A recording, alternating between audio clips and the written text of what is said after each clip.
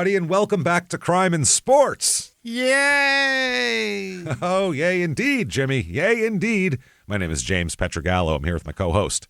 I'm Jimmy Wisman. Thank you, folks, so much for joining us today on the beginning of a journey. We're going to take a trip down I-5 here, down the I-5 here for a few weeks with the I-5 killer, who is Randall Woodfield. We'll get into that. Now, we have done an episode, I think it's episode, I want to say 53, 54, around there. Sure. Right during our first year of Crime in Sports, and we were kind of keeping we didn't even think to do multi-parters back then, and we were trying to keep it tight and short, so we went with the extremely just abridged version of the Randall Woodfield story, and it always bothered me, and I wanted to do a bonus about it, but then there's just too much to do. It would have to be. Don't let it bother you so long. It's so much. It did. It bothered me for a long time. If I put something out there and it's not all it could be, it bothers us. So anyway, so now we decided let's really lock in and revisit. Do a real deep dive on Woodfield, because I mean he's one of the most horrible serial killers we've ever produced as a country. He's a terrible, awful, disgusting person. And the fucked up part is there's no reason for it either. That's what's messed up. No. All these killers, you go, oh, well, there when he was 5, that kind of could make this. Find the catalyst, sure. Nothing. Just a dick. Just a complete, a egotistical jackass. So we'll get into all of that, and we're going to have a good time with this series. Well, as good a time as you can have with terrible, fucking dense rapes and murders that are going to happen here. But quickly, before we get to all that, head over, first of all, to shutupandgivememurder.com. Get all your merchandise. There's everything you can think of on there, except for hats, I think. We still can't get hats on Threadless for some reason. That seems right. We'd like, I think there's beanies, but nobody really wants that in July, I don't think. Do we have anybody like the North Pole that listens? If so, we have beanies. Otherwise, maybe wait a few months on those. So check that out. Get tickets for live shows for Small Town Murder as well. Those are coming back in the fall. A lot of them are sold out, but if you want to go to like Philly, D.C., Seattle, Irvine Improv, I think there's some tickets left for those. So get in there, shutupandgivememurder.com. Then get yourself some Patreon.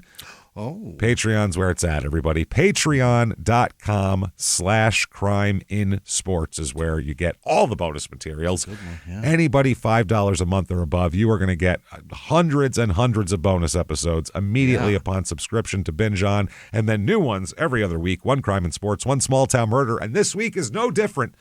You're going to get this week for Crime in Sports, we're going to talk about an NFL player named Jeff Alm, who just had a crazy story. I don't even know how to describe it. He had a crazy story and a crazy ending.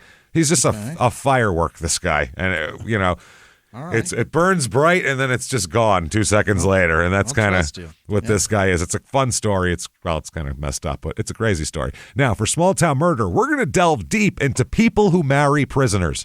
Okay. We're going to talk about some serial killers and people that they married, and then we're going to talk about just regular people who marry like murderers in jail and why they do it, and hear from them, not like on an interview, but we're not going to talk to them, but other people have talked to them, and then we'll tell you about it. So that's how we do it. It's going to be really fun, because then we'll do the prisoner dating game in a few weeks. So terrific. We'll figure out, first of all, what the hell is going on here. So that's patreon.com/crimeinsports is where you get all of that, and you get a shout out at the end of the show. Oh, yeah. Jimmy will go ahead and fuck your name up royally, but you'll enjoy it. That's the thing. You're going to like it. It's one of those. You'll like it. Sure. There you go. So that said, let's get into this. Oh, quickly before we get into this, just want to clarify something on the ad-free front here. Oh, right. We're working on an ad-free option. We've had some people complain over the last few weeks because there's ads. We just switched networks. And we had a couple people actually, and this is amazing. We actually had a couple people said, "Hey, you guys sold out. Now there's ads." No, what we did was actually take less money, so you don't have to pay some third party for your ads, for your ad-free shit. That's what we did. We actually did the opposite of that. This would be like a band that normally plays a big venue, and now they're playing in a bar to get an intimate setting, and you're like, "Fucking sellouts!" And they're like, "I'm making nothing here tonight. What are you talking about?" No, we obviously are making money on ads and things like that, but we went to a smaller network that we like better, that treats us nicer. So you should be happy for that. And you should be happy that in the end, you're going to get something better. Trust us. Yeah. We're working on the ad free. It just happened. So hit that little 30-second skip button a few times for a couple of weeks. That's all it is. It's not that big of a deal. Yeah, and it's really made our lives really annoying for the last few weeks to hear people complain about it for no reason. It's just silly. So it's coming. We're figuring it out, guys. We give a shit about you. That's why we're doing this. That's the point. Yeah. We're trying our best. What do you want? We're doing what we can down. here. Yeah. We're doing what we can. We just want to give you doing our best. We just want to give you great content and great episodes. We're trying to make the best shows we can, and it's not easy. It's really hard, and some people make it harder. And we do deserve to make a fucking living off of this, Certainly. too. This is not a charity thing that we're doing here. We're not, this is the amount of hours worked on these shows is insane. There's no... It's so much. So we really want to give you the best quality, and we're willing to do anything for that. And all we ask in return is just give us a couple weeks on the ad-free option before you freak out on us. That's all. Calm down. Chill out a little bit. That's it. That's it. We appreciate your rapid. It's so nice. We appreciate the fact that you're like, the story's interrupted with these ads, and I want to hear the story. Totally understandable, and we get that. But we're working on something for you. And if not, like I said, it's an easy fix. It's just 30 seconds. Bing, bing, bing. Fucking relax. It's fine. So that said, let's get into Randall here. Yeah. Thank you for listening to our. Yeah. It's mainly a plea. Just give us a minute. That's all. That's our plea. Just give us a second here. Solid plea. Calm the fuck down. Calm the fuck down. Let's talk about Randall Brent Woodfield here. Brent. Oh, Brent. Yeah. Brent, which is a very 70s guy with a mustache name. Yeah, it fits him so. Name. Yeah, he should have went with Brent. It would have fit him perfect, but he went with his parents went with Randall. So Randall is born December 26th, 1950. His mom went into labor Christmas morning, but he didn't come out till just after midnight. They thought they had a Christmas baby, and then no.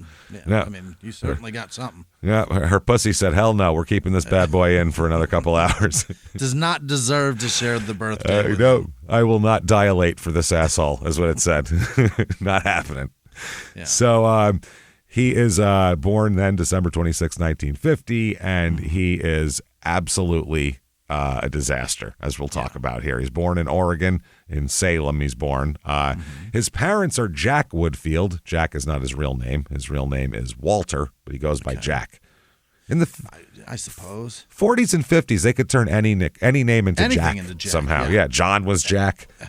Walter's everything's Jack. I don't get how that works, but okay. It's the same amount of syllables and letters to be John. What's the fucking problem? How is John Jack? How does that work?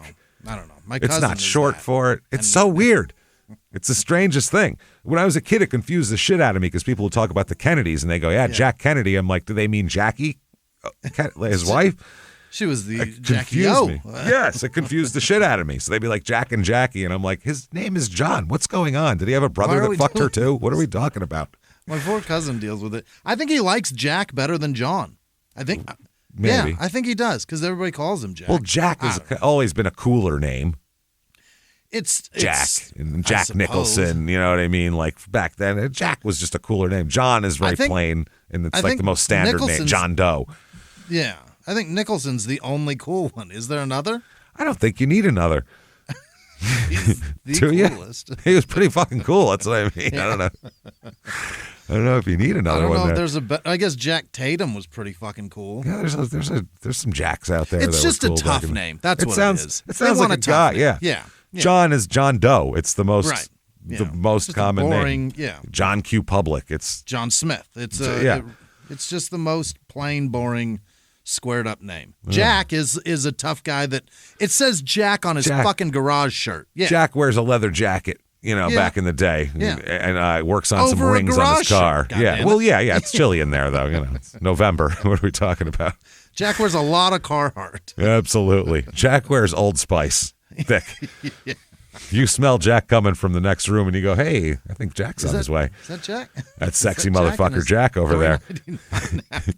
Uses aftershave. His high karate. Yeah. Uses the after. It's just all on his neck. That's it. His mother's name is Donna Jean Woodfield, and he'll have two older sisters as well. He's the youngest and the only boy of the family.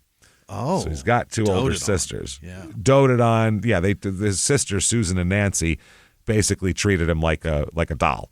Yeah. When, they're a few years older than him. And his sisters will be a great source of his rage throughout the years. Really? And it makes no sense. They didn't abuse him. They didn't beat him up. They didn't tie him down and do ritualistic sexual things to him or anything like that. No, they didn't do anything to him. They were nice to him, but because they were older, they were allowed to do more things, because they're 5 years older. Yeah. And that enraged him that Really? his sisters were allowed to do shit he wasn't allowed to do. Enraged him. Didn't understand they're older than you. He said, I'm a boy. I should be able to do what they do. That's ridiculous. Yeah. That was he literally would scream at his parents, I'm a boy. I should be able to do this stuff. They're like, you're 7. You're not going out to the drive-in with your girlfriends. When you're a man, you can do those things, but you're still a boy. Yeah, so Susan and Nancy are his older sisters, and they were waiting for his parents. He comes from a very good, stable, upper-middle-class family. His dad worked for the phone company, as we'll talk about, and worked his way up and made good money. And, utilities company, you can make a real comfortable, good living where you take your family on vacations and do all that 50s, 60s do the shit. American shit. Yep. Yeah, and that was a good thing. It's like an American dream. His dad was in World War II, came home, did that. His mom's a college graduate. So they're very much an upper middle class family that knows how to do things correctly and wants their kids to be very much 50s sitcom. That's what they want. Kids are dressed to the nines when they leave the house. Ozzie and Harriet. Yeah, everything. Father knows best type shit. That's what they're looking for. So he's not. That's what makes this weird. Every other serial killer and not every other, I'm sure, but a lot of the famous ones, when you break them down, we've done on Patreon for Small Town Murder, which you can have access to if you subscribe to our Patreon.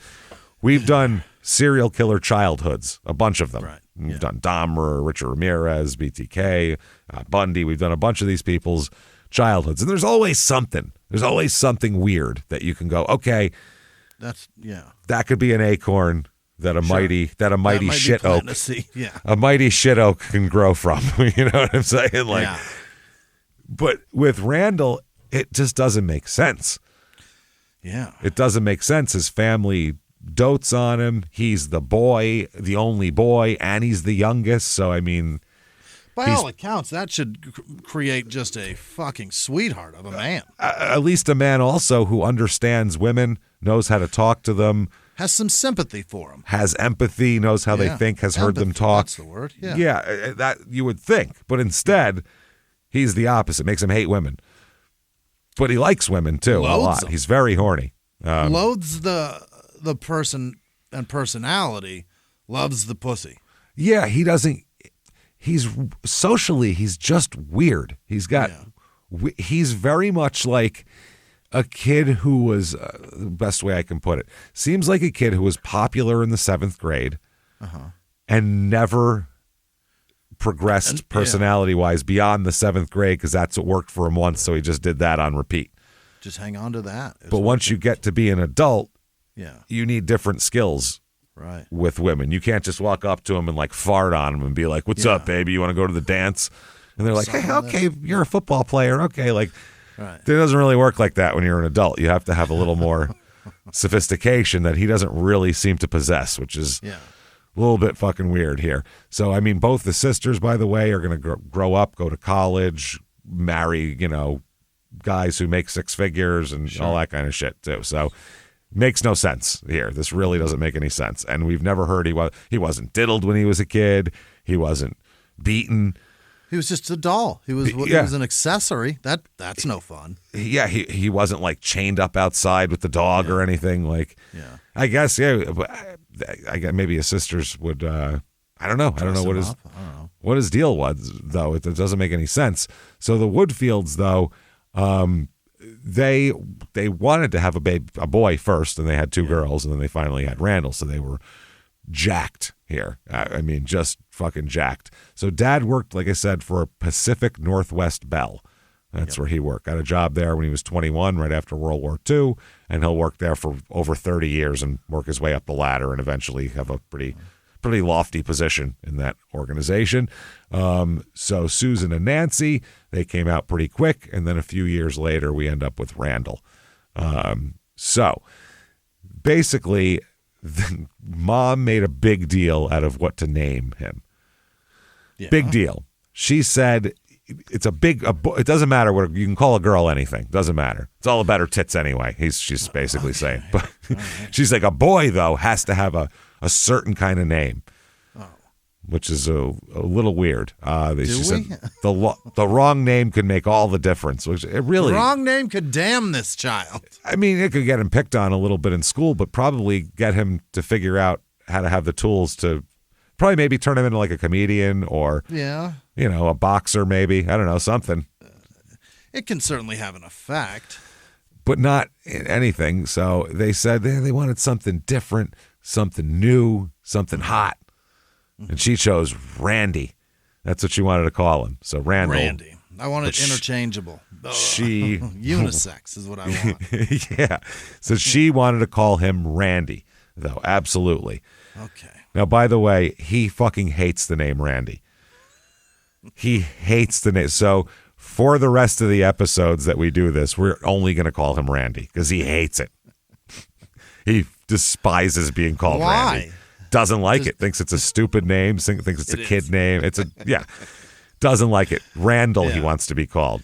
Randy is, it's the most mullet name that there is. Right? It is. Is there a worse one? It's Randy Macho Man Savage.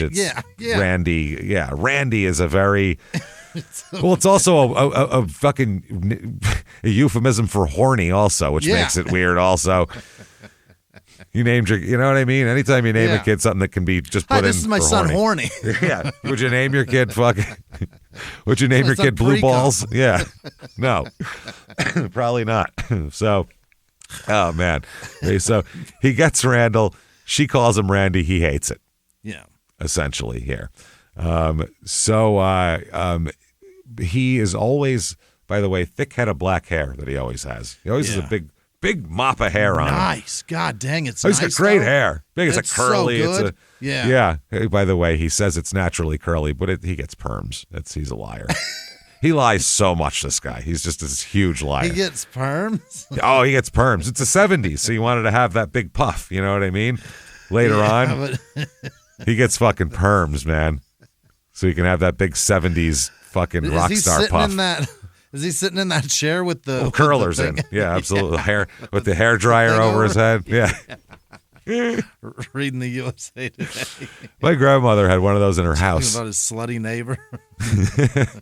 She had one of those chair hair dryers. In her house? Yeah. Well, my grandfather was a barber. So I guess he just ordered her one, and she'd be doing shit, and then she'd be sitting under that, and I'm like, why are you doing this in the house? I remember being so confused as a kid. She's like doing a home perm. So he always has this black hair.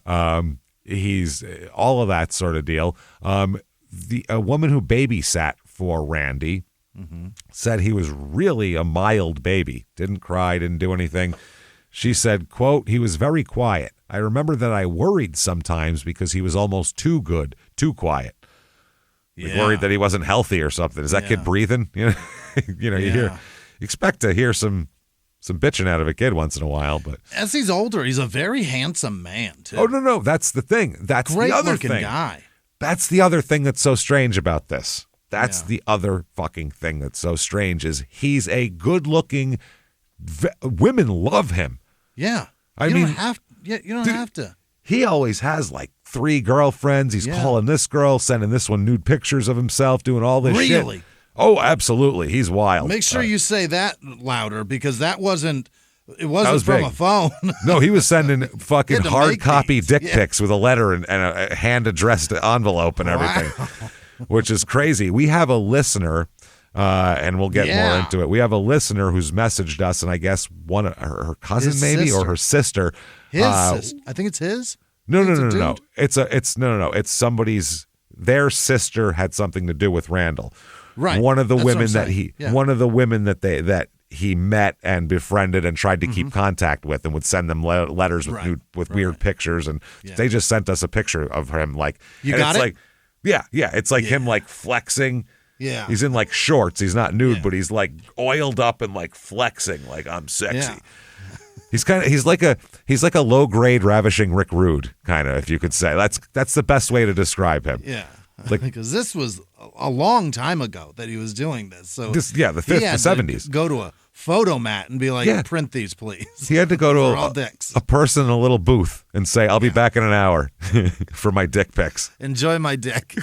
And then he got a kick out of that because he loves exposing himself too. Yeah, right. But right. The amount of women who throw themselves at him and are more than happy to be in his presence, because he's as we'll talk about, he's a professional for a minute, a professional football player, a wide receiver. So he's very good shape and very athletic, and design, had the 70s mustache and big curly hair. I mean, he had it all in the 70s. Great neck, great fucking, just everything about him. Like from like a mug shot of him is like, oh, look at this handsome bitch. Oh, if he got arrested for all this now, forget he would be the hottest thing on the internet. Every woman would want to fuck him. I can fix him, and it would be just like he would be the guy. Cuppeth? Oh. His cup would runneth over. His cuppeth would run. His cuppeth. He would have plenty of commissary, that's for sure. For fuck sure, yeah. So when he was a baby, he's always athletic. Like his parents noticed he was athletic from the time he could crawl. He was he crawled fast too. He walked faster than the other kids. He had balance. He could do things that other kids wouldn't. He was just naturally athletic. He was gifted in that way.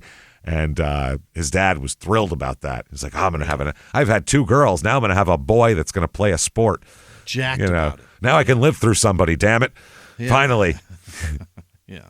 So mom breastfed too. So there's another thing too. Like I'm only including that to say, because some people, there was a theory about breastfeeding or not breastfeeding. Whether it balances the brain. Yeah. Mom even breastfed, like everything this kid could have. Every opportunity. Yeah. He had. Like it's crazy. Like his sisters all over him and everything. So the family stayed in Salem for about a year after he was born, and then moved to Corvallis for a couple years.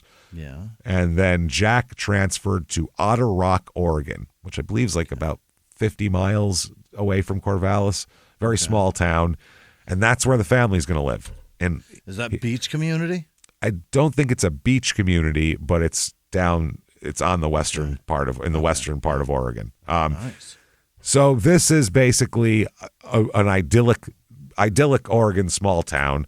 Yeah. So he grows up in a great place. It's a very supportive community. Yeah. Nice teachers, good schools, doting parents, family structure, breast milk on the tongue. At a time the Goonies, it was just before that. So like that's what this is. This area the 50s, is like when it was good still, wide open. When people could afford these houses that they lived in, because they, the factory didn't shut down or whatever the fuck. Right, kids can have a kick-ass childhood. Yeah, and that's what it was for him too. Yeah, that's what's crazy. And then they love their family. Their kids. They said the girls, a pleasure. Randy's the all-American boy. Dad was showing him how to play sports, and Mom said she wanted to make sure that he had social graces. That's what she said. Yeah, social graces. She said, and have manners and be a popular boy. That's what she wanted for him. Yeah. And because she said he's so handsome and he's so smart. Sure enough, yeah. So I mean, he needs to just be molded. And around that many girls, he's aware of how to treat women. Like he all should, intents and purposes, this guy should be the world unbelievable. Should be his oyster. He should be able to do anything he wants. Yeah. He's got parents that would pay for his college. It's every advantage you can have here. Yeah. So his father became a manager at Pacific Northwest Bell, making more money. Mom staying home, being a homemaker. Yeah. Very well-respected family in the community. Everybody, look at those Woodfield kids. All the kids are always dressed perfect, and the lawn's cut. They're perfect. Very 50s type of shit here. Now, by the way, his sisters are very smart in school. Mm-hmm. One sister becomes a doctor, the other's a lawyer. So, yeah, that's definitely a shadow, I would say, to overcome. Yeah, it's stereotypical doctors and lawyers. They're going to be fine. They're going to be all right. But for him, it's athletics is what he shines in. Okay. And schoolwork is kind of not really his thing, because he gets the most credit for athletics. So why bother with this shit over here? You know, I'm not going to get, no one's going to carry me around on their shoulders because I got a fucking B+ on the math test. It's not going to work. Right. So he didn't like, basically, it's Randy and 3 women in the house. Dad works long hours, doesn't get home till late. So it's very much Randy and the girls. Sure. Now, I understand that. I grew up around a lot of women, but you should take that and learn about women and figure out, what they like and what they want and how to, just general. Yeah. That should help you later on. But he was just like, I hate these girls. That was his whole thing. Hated them. So he began to really resent his sisters being able to do things he wasn't allowed to do. Yeah. Which, I mean, like I said, if you're 10 and your sister's 16, you can't be mad because she's allowed to drive. You're 10. Yeah. But he was. He was mad about it. Yeah. He said, wow. And then when they'd say, it's nothing personal, Randy, they're just allowed to do shit, Randy. They're just allowed to do shit because they're older. That would really enrage him for some reason.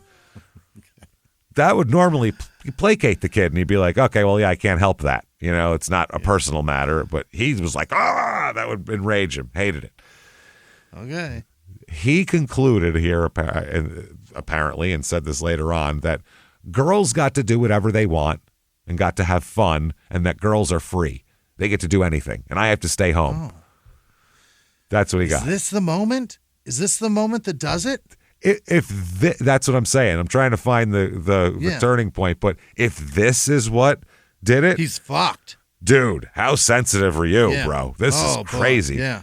There's wait people. Till you find out what the CEO gets to do. No, yeah. There's boys he's golfing who get while you're working. There's boys who get beaten and molested by their mothers and aunts and all that. They don't grow up and kill a bunch of women. This is crazy. So, also, he hated that he had to have a babysitter. That pissed him off. He wanted to be alone, damn it.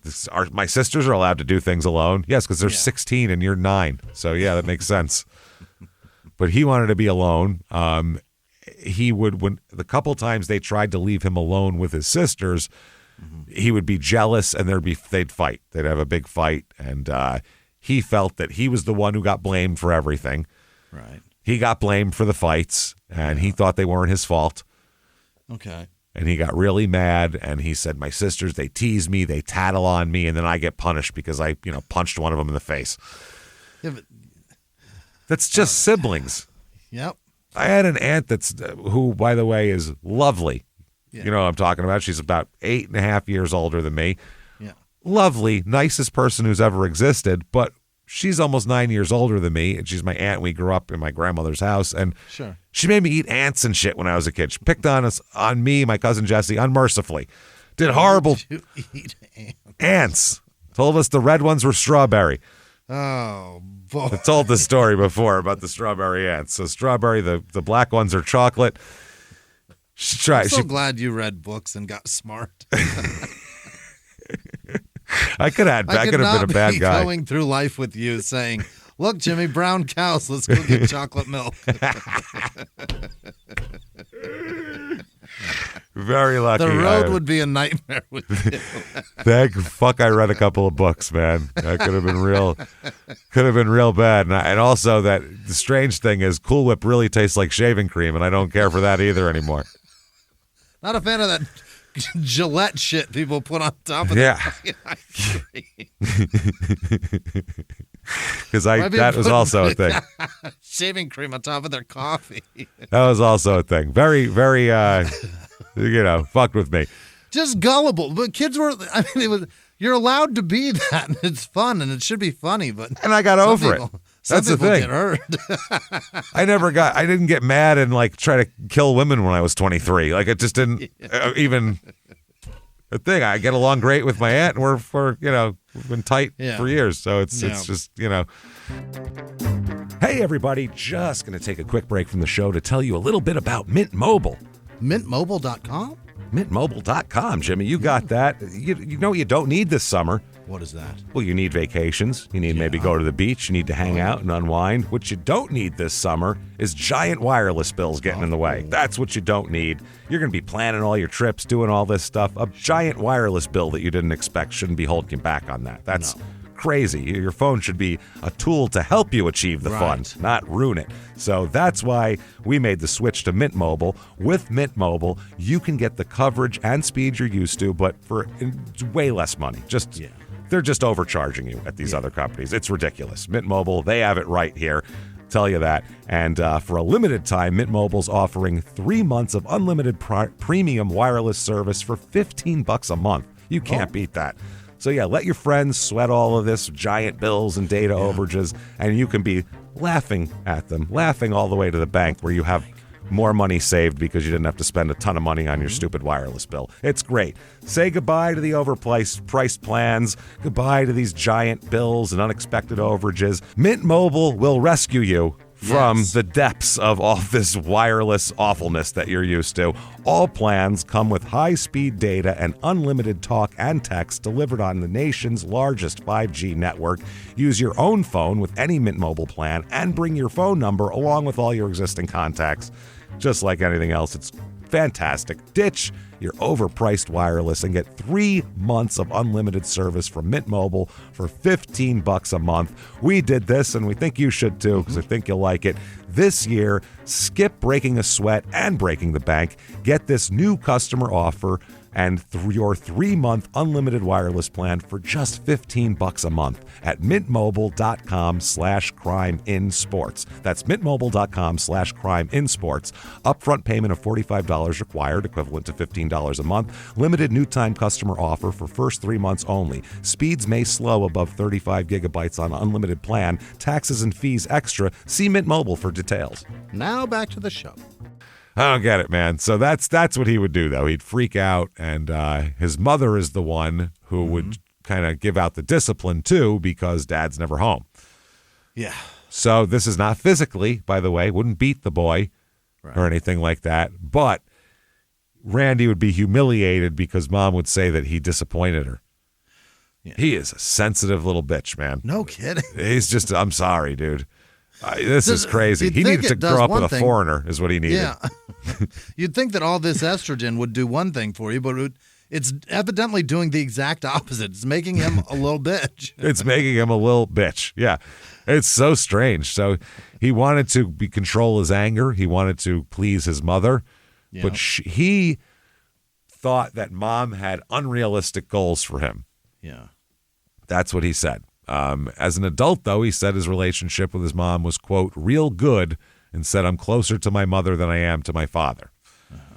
So he's always basically, so it's a weird thing with women. Now, there's been psychiatrists and psychologists that have, tried to pick this guy apart and try to figure out what his deal is. And according to, by the way, the book is Anne Rule, the I-5 Killer. A lot of this comes from here. A lot of the psychologists said that basically he would misperceive women, which is so weird because you'd think he'd be able to know exactly what they're doing growing up that close to them. He should be able to interpret everything the right way. That's exactly. But they said basically he would overvalue these women and denigrate himself. Okay. Basically, these women are wonderful and I have to have them. And if they don't want me, then I'm a piece of shit and I spin out into a spiral and then I'm mad at them for not wanting me, even though it's me who, kind of that sort of thing. So his self-esteem for the rest of his life, his self-esteem is completely dependent on how women view him, basically. And his physical prowess, and he loves showing people his dick, as we'll talk about. Oh, boy. Oh, he thinks it's great. He's so unbelievable. I haven't heard of a porn star this proud of their penis before. Like, he's so proud of his cock and balls. It's amazing. He just wants to show everyone. I've met porn stars before. The last thing they want to talk about is their body. Right? Imagine just being like, take a look at my dick, even though you don't want to. Yeah. Look at it. Isn't it great? Hold on. I want you to see this one vein. Come here. No, seriously. You need to see this. Check it out. Like, that's so weird. Rub across it. Feel how it stands up. Right? It's a pretty. It looks like it's you could beefy. collapse This vein. Can't do it. Can't do it. So he was through his young years. He's good in school, made good grades, and is great in sports. He said him and his father, despite his father working a lot, they did have a lot of father-son activities. Most of them centered around sports, which is fine for Randy because he loves sports. It's something he's good at, and it gets him accolades. He's very much needy of say I'm good. It's not just approval, it's actual praise. Yeah, he say I'm smart, say I'm handsome, say my this dick is the best dick you ever saw. My dick veins are lovely. Yeah. Say I'm the best athlete around. Yeah. He needs to, like, his cup every day is empty and he needs it filled with praise. And then he empties it the next day and he needs more, which is interesting. I guess maybe all that doting, maybe that'll do it. I don't know. Yeah. Usually that wouldn't make you a murderer, though. No. That would just make you kind of a needy fuck that should go to therapy, you know? Or that has zero meaningful relationships ever. That too, yeah. Yeah. So, but he did well. He was growing more handsome by the year. Yeah. He would have temper tantrums at home sometimes, mainly over fights with his sisters, but they were all like, "Oh, he's just being a baby," you know, little brothers. You know how that is here. No sex talk in the Woodfield home, so he wasn't like sexualized early. Dad didn't have True Detective magazines lying around, or like, you know, some film strip of like a weird railroad track gang rape or something that he would hold up to the light. None of that shit was around, so none of that's there, I guess. He definitely, as he got older, though, hates Randy and would tell his mom to stop calling him Randy. She wanted to call him Randy and called him goddamn Randy. So now I guess. Oh, by the way, Otter Rock is on the Oregon coast. By the way, I just figured out. Yeah, Beach it is community. on. Yeah, it's north of Newport, apparently. Okay. Wow. So yeah. So basically, it's a beautiful town too. Yeah. Really pretty town with hills and by the water and trees. It's gorgeous. Oregon Beach. It's amazing. Yeah. Really nice, and it's very safe. The kids all ride their bikes and nobody bothers them, and everything's fine here. Corvallis is 54 miles away, and that's the closest town that's big, and that's not a big town. Right. Especially back then, it wasn't a big town. So, Awesome. Yeah, not bad at all. So it's a really nice. By the way, the I-5 freeway runs all through here, which is going to come into being a lot later. So he's very familiar with the I-5 freeway and all that kind of thing here. So the Woodfields are at this time considered pillars of the community. Yeah. Jack's getting better jobs. Once Randy turned 10, Mom took a job at a drugstore as a clerk just to get out of the house. She's bored. She raised 3 kids. Now she's bored. Yeah. So his mom is described as a pretty woman who always dressed with style and flair and looked several years younger than her actual age. Oh, yeah. So that kind of vanity can rub off on someone, though. And that's how Randall sees himself, is like, one thing that, okay, the family definitely has in public, this is what we look like, this is what we act like, this is what we sound like. Yeah. So that can be a little bit weird to have to. It's certainly, yeah. So sociological pressures, societal pressures. It's especially to that keep weird up appearances. That weird 50s, early 60s. Yeah. Everybody's stiff in us. I mean, men mowed the lawn in dress pants. Like, it was a crazy fucking time. Yeah. Like, people but those dress pants were crazy weird too. They're wearing. You got like slacks. You got some big fucking, some big hard creased slacks going on. Thick ass polyester. They were crazy pants with two-tone dress shoes and a tie, and you're out mowing the lawn. It's the weirdest shit. So that's how it was back then. Like, you know, weird. Look at him out there, not in his dress slacks, mowing the lawn. What a bum! Like, how did they do it? It's a lot of pressure. I would have been miserable back then. Just so hot all the time. Just hot. I'm just hot, man. So that's what he's. So that's a pressure anyway, I would say. So he said he had a hard time meeting Mom's expectations. Right. He resented his sisters because they were in high school and he was in junior high, and they were allowed to go places and get driver's licenses, and he had to stay home and couldn't go out and do things. He thought that basically a boy should be paid attention to, but and be allowed to do what they want. Basically, the world should dote on him, but instead, everyone and all the females are running his life, which he thinks is bullshit. He doesn't like that very much. So his mother's a big time perfectionist, and Dad is really one of these guys who, you're going to be a star athlete, son. So there's some pressure there, but a lot of times those guys just end up marrying some chick they met when they were 18 and like work at a gas station or something. Settling down and just having the life. Yeah. Yeah. So he became known as the best athlete in the area very quickly, even in junior high. Great coordination, really fast. He's a star in track, baseball, basketball, and football.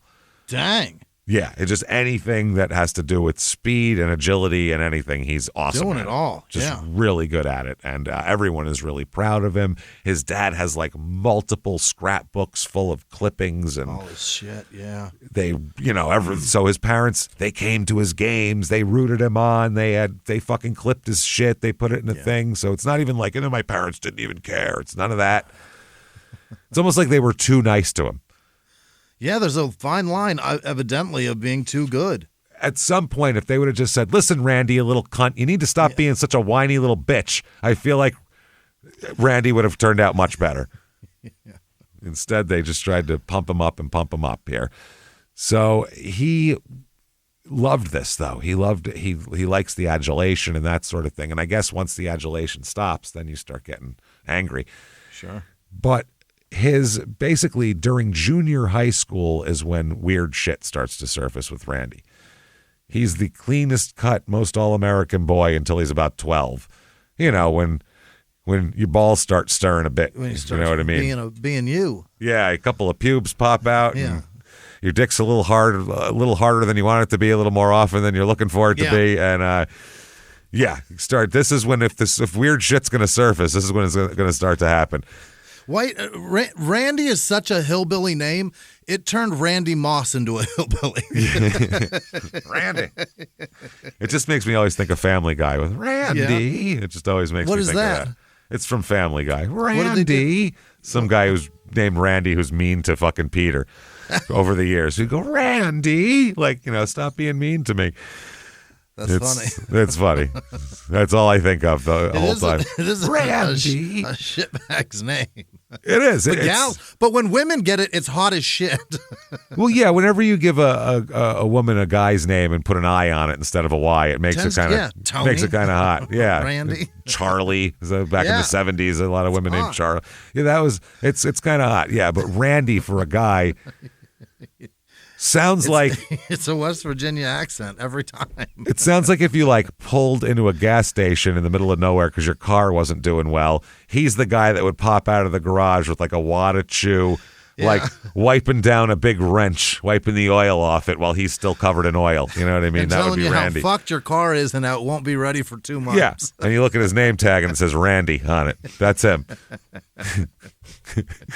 So his first, I guess, dalliances into sexual deviancy were exposing himself. Yeah. Which is how a lot of sexual deviants start, is by exposing themselves. Yeah.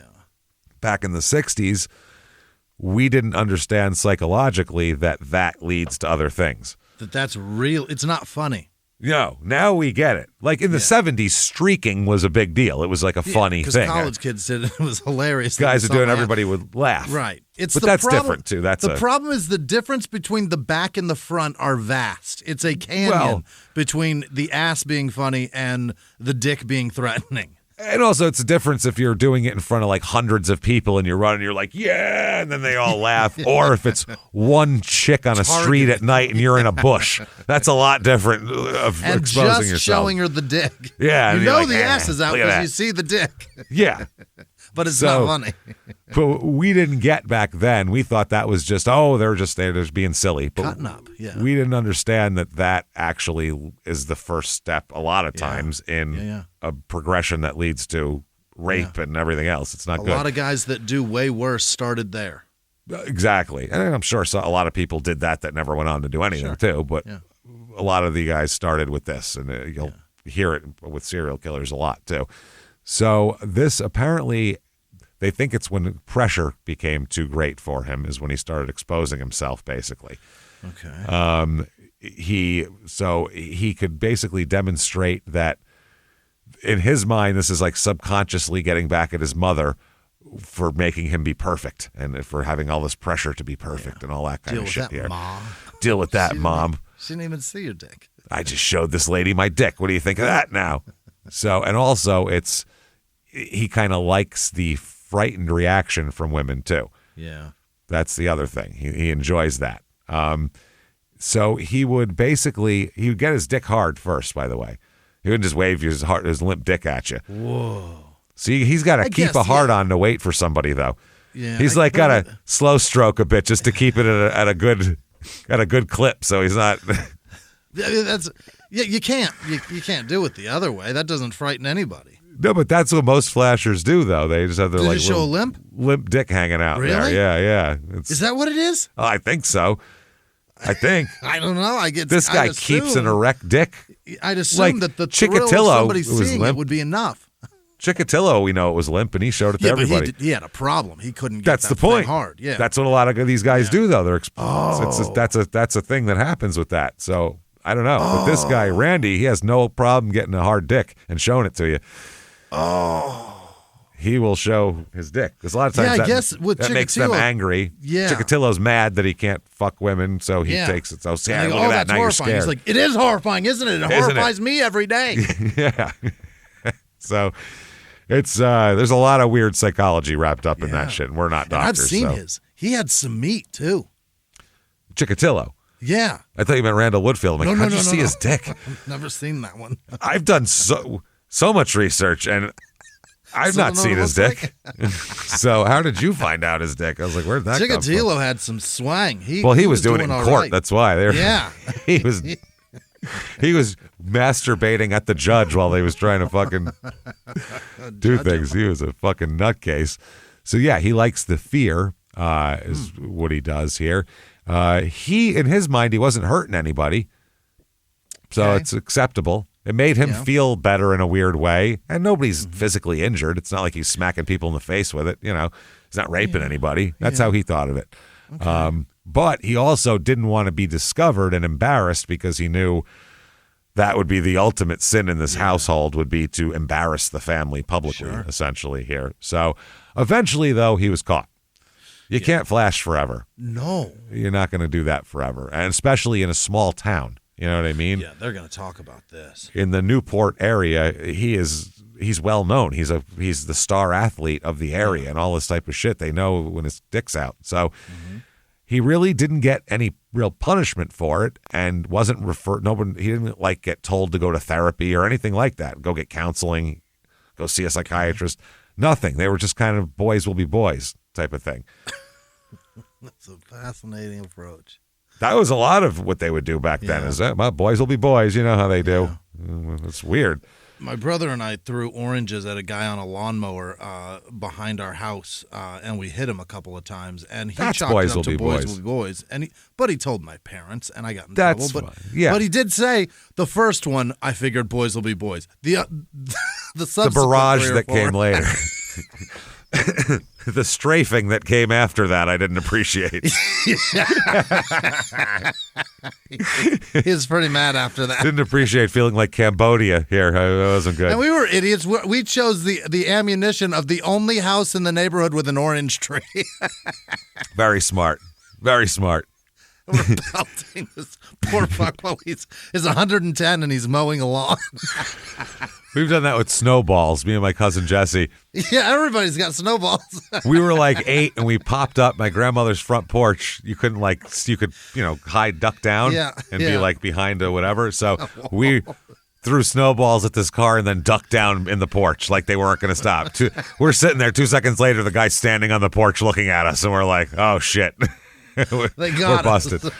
But that's boys will be boys. Yeah, that's silly. Yeah, I suppose, yeah. And you get yelled at and you don't escalate your behavior. You go, shit, don't do that again. That's it. Never again. I think my grandmother beat the shit out of us for that. Beat the fuck out of us for that with spoons and shit. That was a rough one. Yeah. So you can't be doing that shit. But but they just chalked it up kind of boys will be boys. The cops look the other way because he's a good student and a star athlete, and they don't want to ruin the kid's life. Basically, they don't want to fuck the kid's life up here. Sure. So he stayed in school and did all of his shit here. Later on, by the way, his parents will always deny that they were aware of any sexual problems he might have had.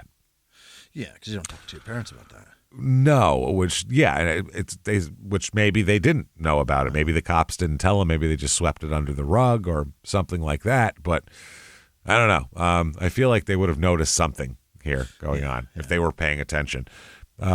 So Randy, this is funny too. His dad said that Randy didn't become sexually active till he was in high school. If you ask my dad when the first time I got laid was, like, fuck do I know? You know what I mean? That's the weirdest thing I've ever heard. Yeah. Your parents know you're... No, not a chance. I would fucking hope not. That's interesting. But he does remember that Randy mentioned to him once that the girls in high school were, quote, loose.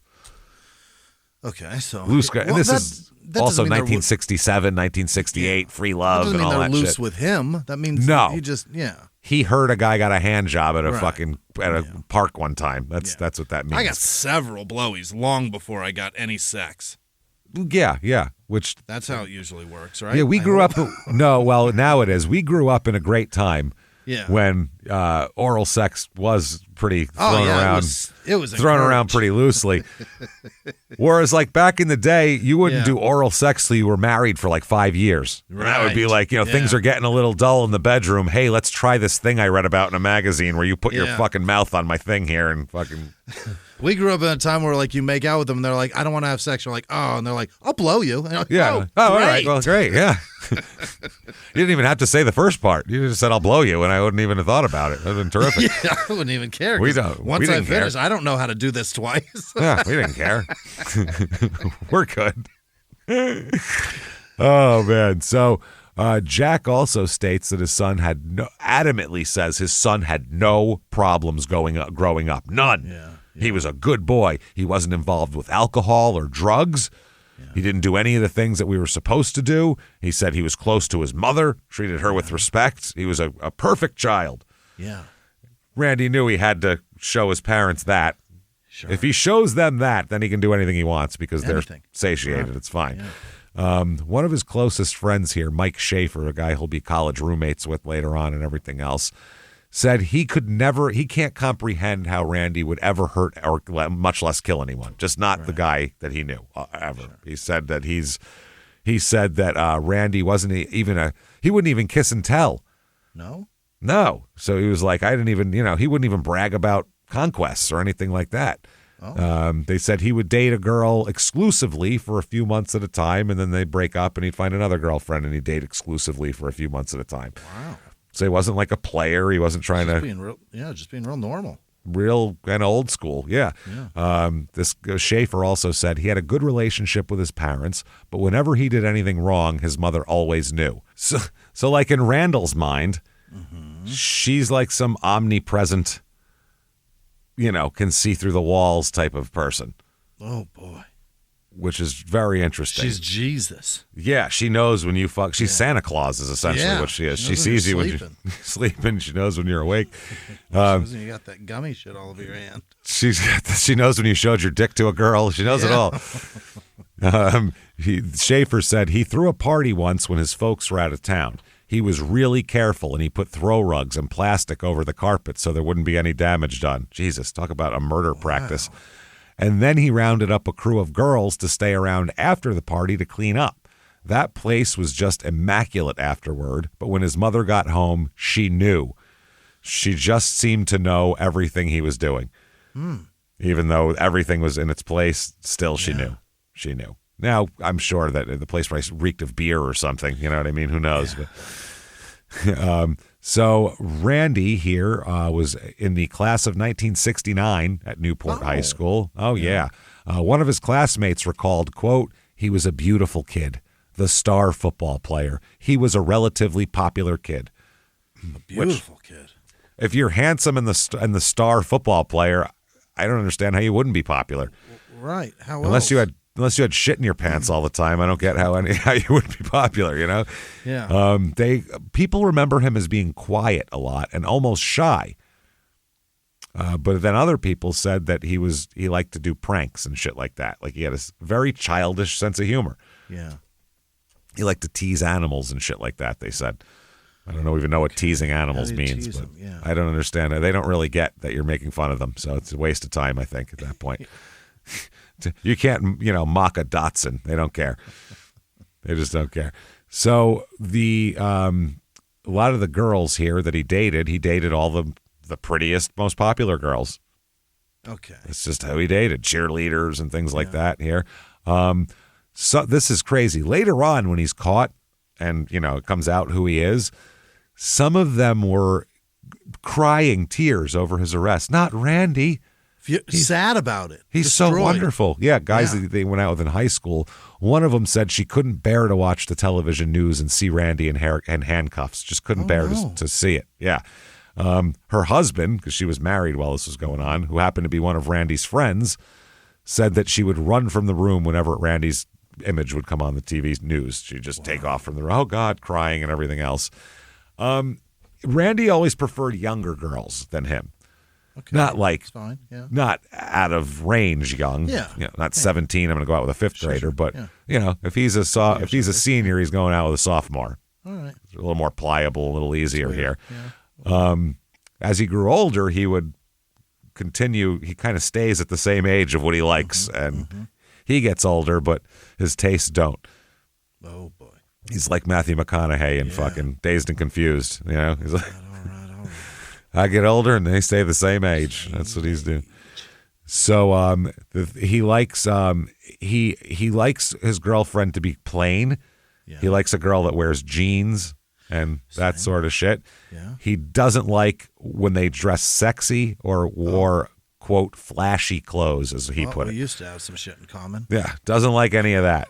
You put a dress on with your cleavage showing, he thinks you're trashy and doesn't like you.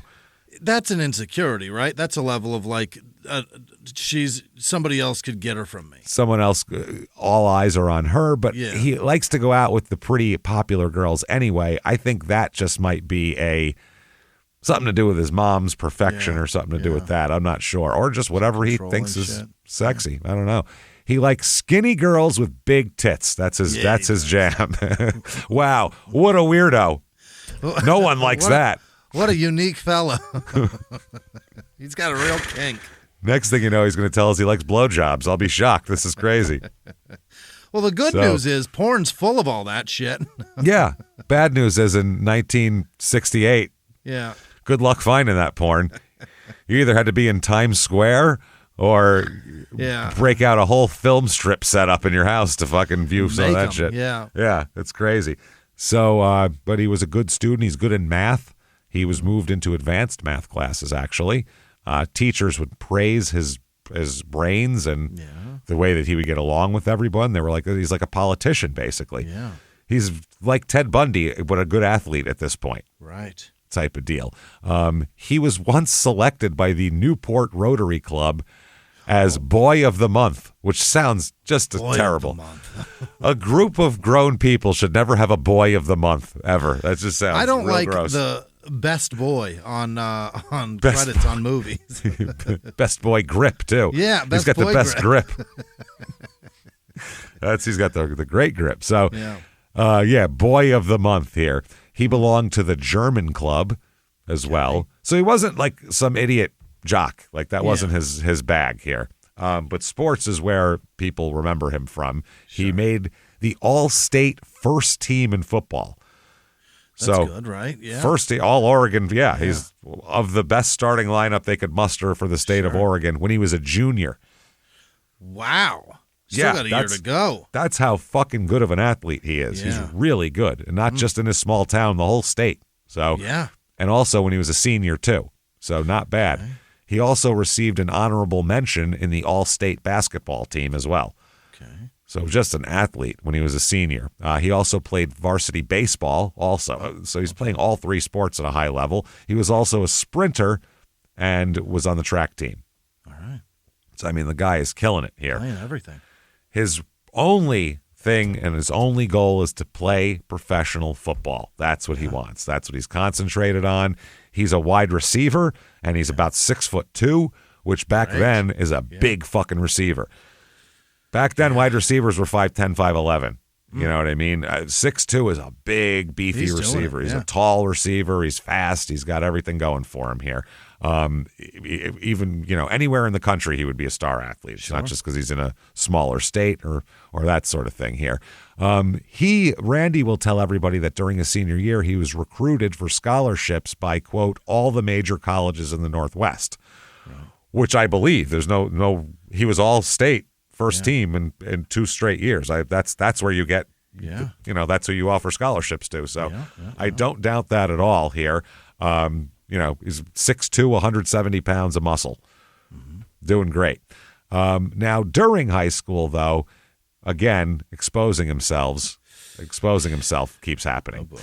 Yeah. While in high school, he exposes himself to a group of teenage girls near the what is that? Yaquina? How the fuck do you say that? Yaquina.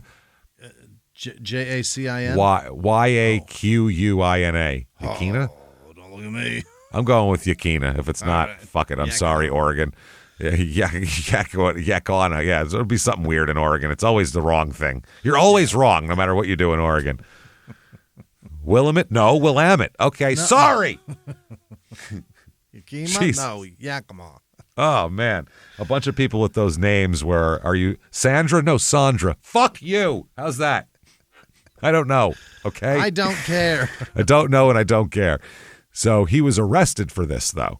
Yeah. Which is not good. But his football coaches helped kind of cover it up. Away. They talked to the cops. He's a great kid. His boys will be boys. He's he's a first team all everything. Sure. This kid has a huge future. Let's not fuck this up for him. That sort of deal here.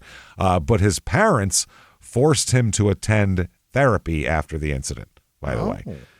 Now, but that's included in things that they say he never did when he never had any problems as a kid. If your son got arrested for exposing himself to a bunch of girls, wouldn't you include that in some weird shit that he did? Yeah, I would too. Yeah, I'd say that's weird.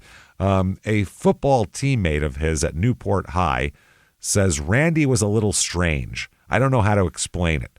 After all this came out, you look back and maybe he was stranger than we thought he was at the time. So he goes, maybe he was such a star that we didn't really take his strangeness at the level we should have. Yeah. They said that he had this is the quote from this guy, he had an obsession with his hair. It was curly and he'd go out of his way to straighten his hair. He was overboard. That was then in the 60s when everyone had straight hair. Then in the 70s, he perms it to get it curlier. Sure. So it's crazy. Another former teammate said, because they asked this teammate in a narcissistic way he was overboard. Yeah. And the teammate said, definitely. He was just real concerned about how he looked. You just had a bad feeling about the guy. You always felt there was something underneath his mask. And he is so vain. It's insane, dude. It's a level so much so that you can feel it. You can feel it coming off of him. I need to look perfect, especially wide receivers, the perfect position for a guy like that too. That's in football. Those are those guys. Yep. Everything is perfect and my towel's straight and my shit's got, and I got my wristband and my gloves are perfect and they're real into what they look like. And that's kind of how he is. That's the guy on the field that does the most eye-catching shit too. Cause he's got to run a route that's impeccable too. Oh, and then catch and then the ball. That can be a showman thing. Go one-on-one with somebody and it's all a big, it's huge. So he graduates from high school in 1969. His criminal record is expunged. Nice. That's part of it. That's nice. Gotta get that dick thing out of the way. That doesn't look good on the old permanent record. You know what I'm saying? He attended. Looks like a dick on your permanent record. Yeah, I see this looks like a dick and ball. It's a hard dick. Nice dick, Randy. I see it on your permanent record. I can see it right here. So he attends Treasure Valley Community College in Ontario, Oregon. Now, this is what I don't understand. He's recruited by all these major colleges. Yeah. I don't know if they told him because he got arrested. I don't know if that's they told him go to a community college and play football for a couple years and then go to a major college, get all that out, show that you're not a bad risk maybe. I'm not sure why he did that, but he ends up doing that. Before he goes there, the summer after he graduates high school, he worked for Pacific Northwest Bell, the telephone company, driving trucks and cleaning and repairing telephone booths when they existed. So the fall of 69, that's when he enrolled at Treasure Valley Community College, and not a big town. It's all the way across Oregon over by the Idaho border. So I can't find a reason why he would go to a community college on the other side of the state. Yeah, don't look at me. Makes no sense. Unless it's like getting away from everything. That's the only reason, right? That's it. That's all I could think of. His friend from high school, Mike Schaefer, was his roommate there. So that's all I can think is his friend was like, I'm going to this college over there. And he was like, fuck it, I'll go with you. I'll go too. So he plays 2 years at Treasure Valley Community College in Ontario. We're going to get into a little bit of sports stuff here for no stats though, about 2 seconds. From 1969 to 1971.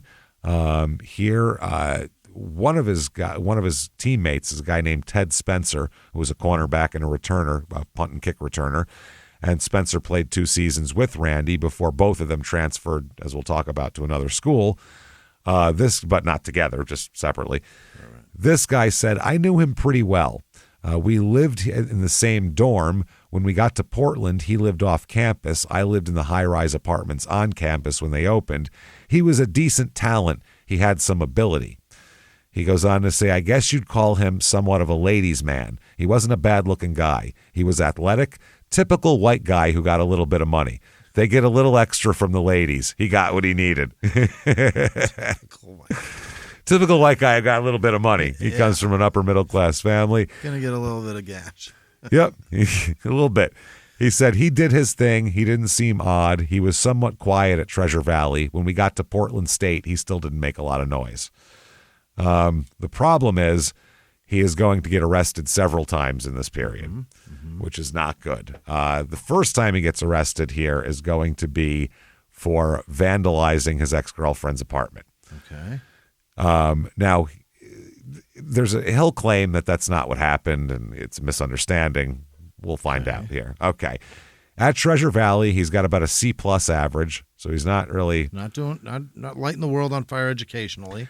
But from what we understand at this point, his goal is to make it to the NFL. So he really doesn't give 2 shits about grades. He's got to concentrate on football, from what I understand. He was captain of the varsity football team, and he's also on the varsity basketball team at Treasure Valley, and he's also on the weightlifting squad as well. So he's participating in all these sports. In track, he held the freshman record for the long jump, 22 feet, 6.5 inches. That's good, right? It's better than anybody else there ever did. So must be decent, I guess. I don't know if it's like, world class or Olympic level, but it's 21 good. feet seems like an awful long jump. I want to say like 28 feet is a world record or something, maybe. Something like that. I don't know where that number just came out of my ass. How did you know that? I don't know. I think I heard that one time somewhere along 28 feet. You just absorbed that? I think so. 29 feet. 29.6. 29 feet. I got it right. Exactly. Yes. Yeah. 29 feet. I think it was, wow. Okay. I got to stop. Who is that? That's weird. Mike Powell? Yeah, I've heard the name, but I don't know who the fuck that is. I think that person was. No, that's the greatest long jump final ever. Carl Lewis and Mike Powell. And Mike Powell has. Is it literally Carl Lewis?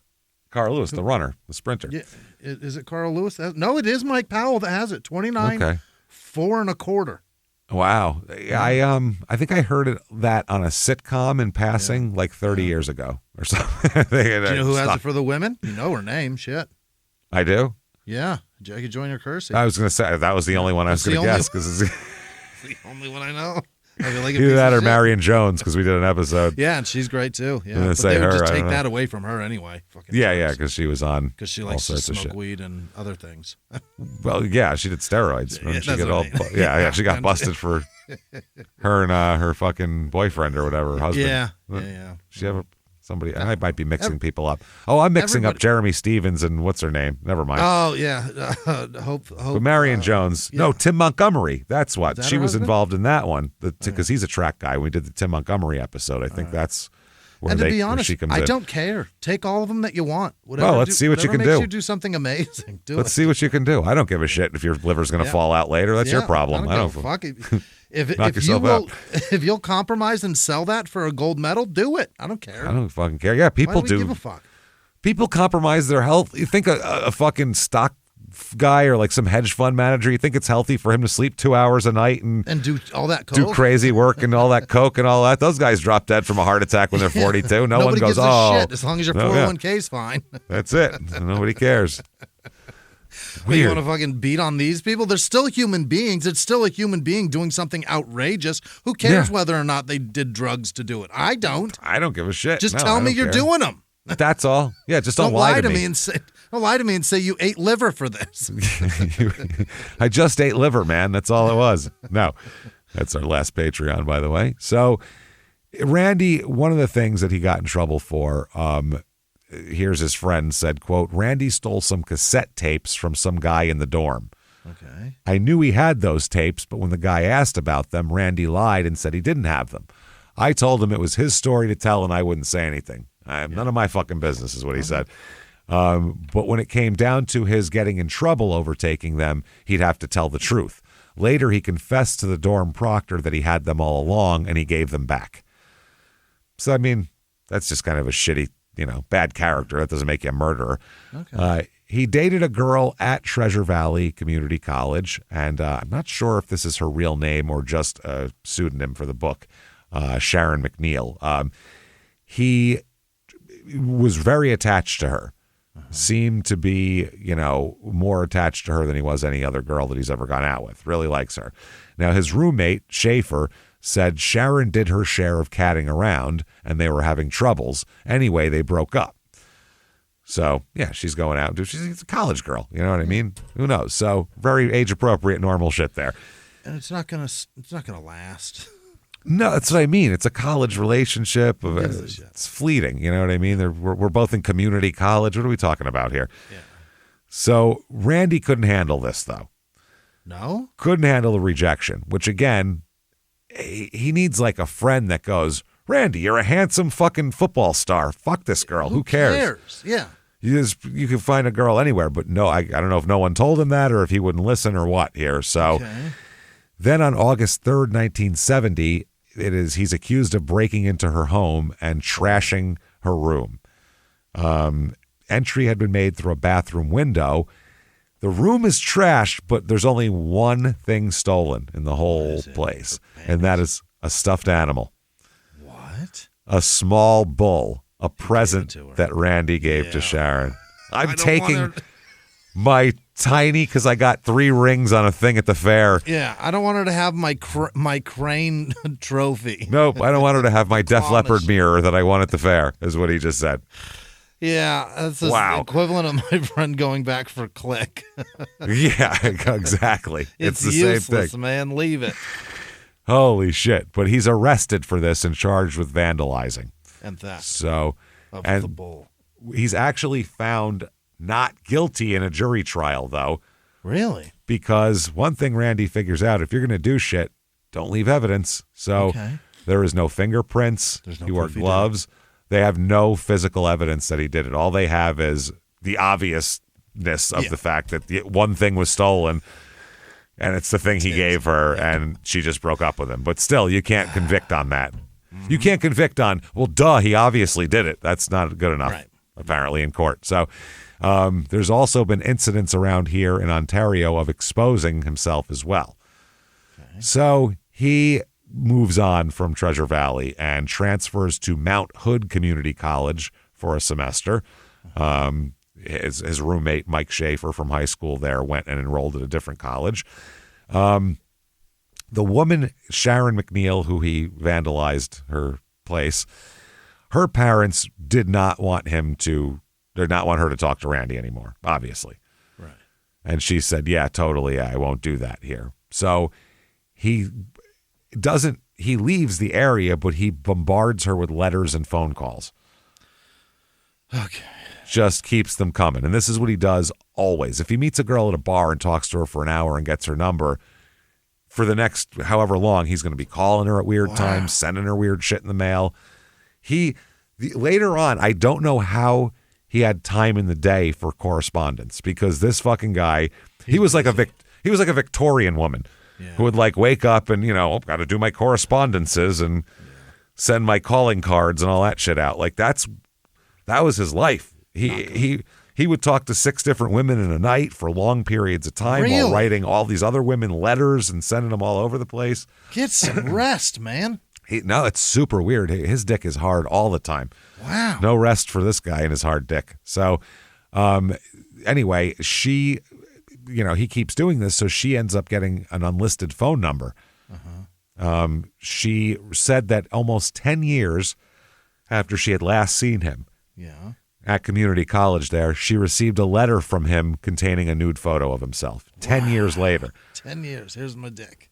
That's how fucking long. Once you were in his web, in his mind, you were part of his world. Elephant. And he's showing his trunk. He's showing everybody his fucking trunk. He's very proud of it. Wow. And he doesn't forget. No. The final message from him to this woman was a Christmas card in December of 1980. So, I mean, that's how long he's doing this for. She said she never gave him any encouragement during the decade after she got her phone number unlisted to get away from him. Between the vandalizing incident and the final Christmas card, she had never talked to him once, never gave him any encouragement. He just kept it coming. She would wonder why the fuck this guy won't just leave me alone. Yeah. But she was never scared of him. She was just like, it was pathetic, Yeah. He's in love with me, and I can't believe it. Yeah. It's ridiculous.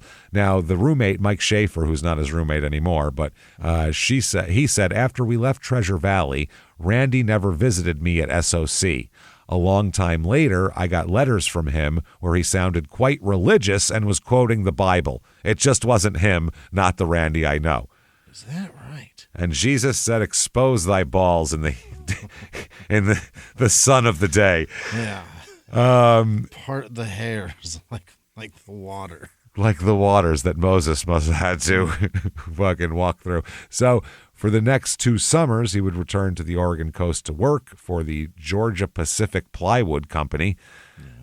And there, Randy would get another girlfriend during that time, if you can call it that. Yeah. He's like 21. His girlfriend at that time was an 8th grader. No.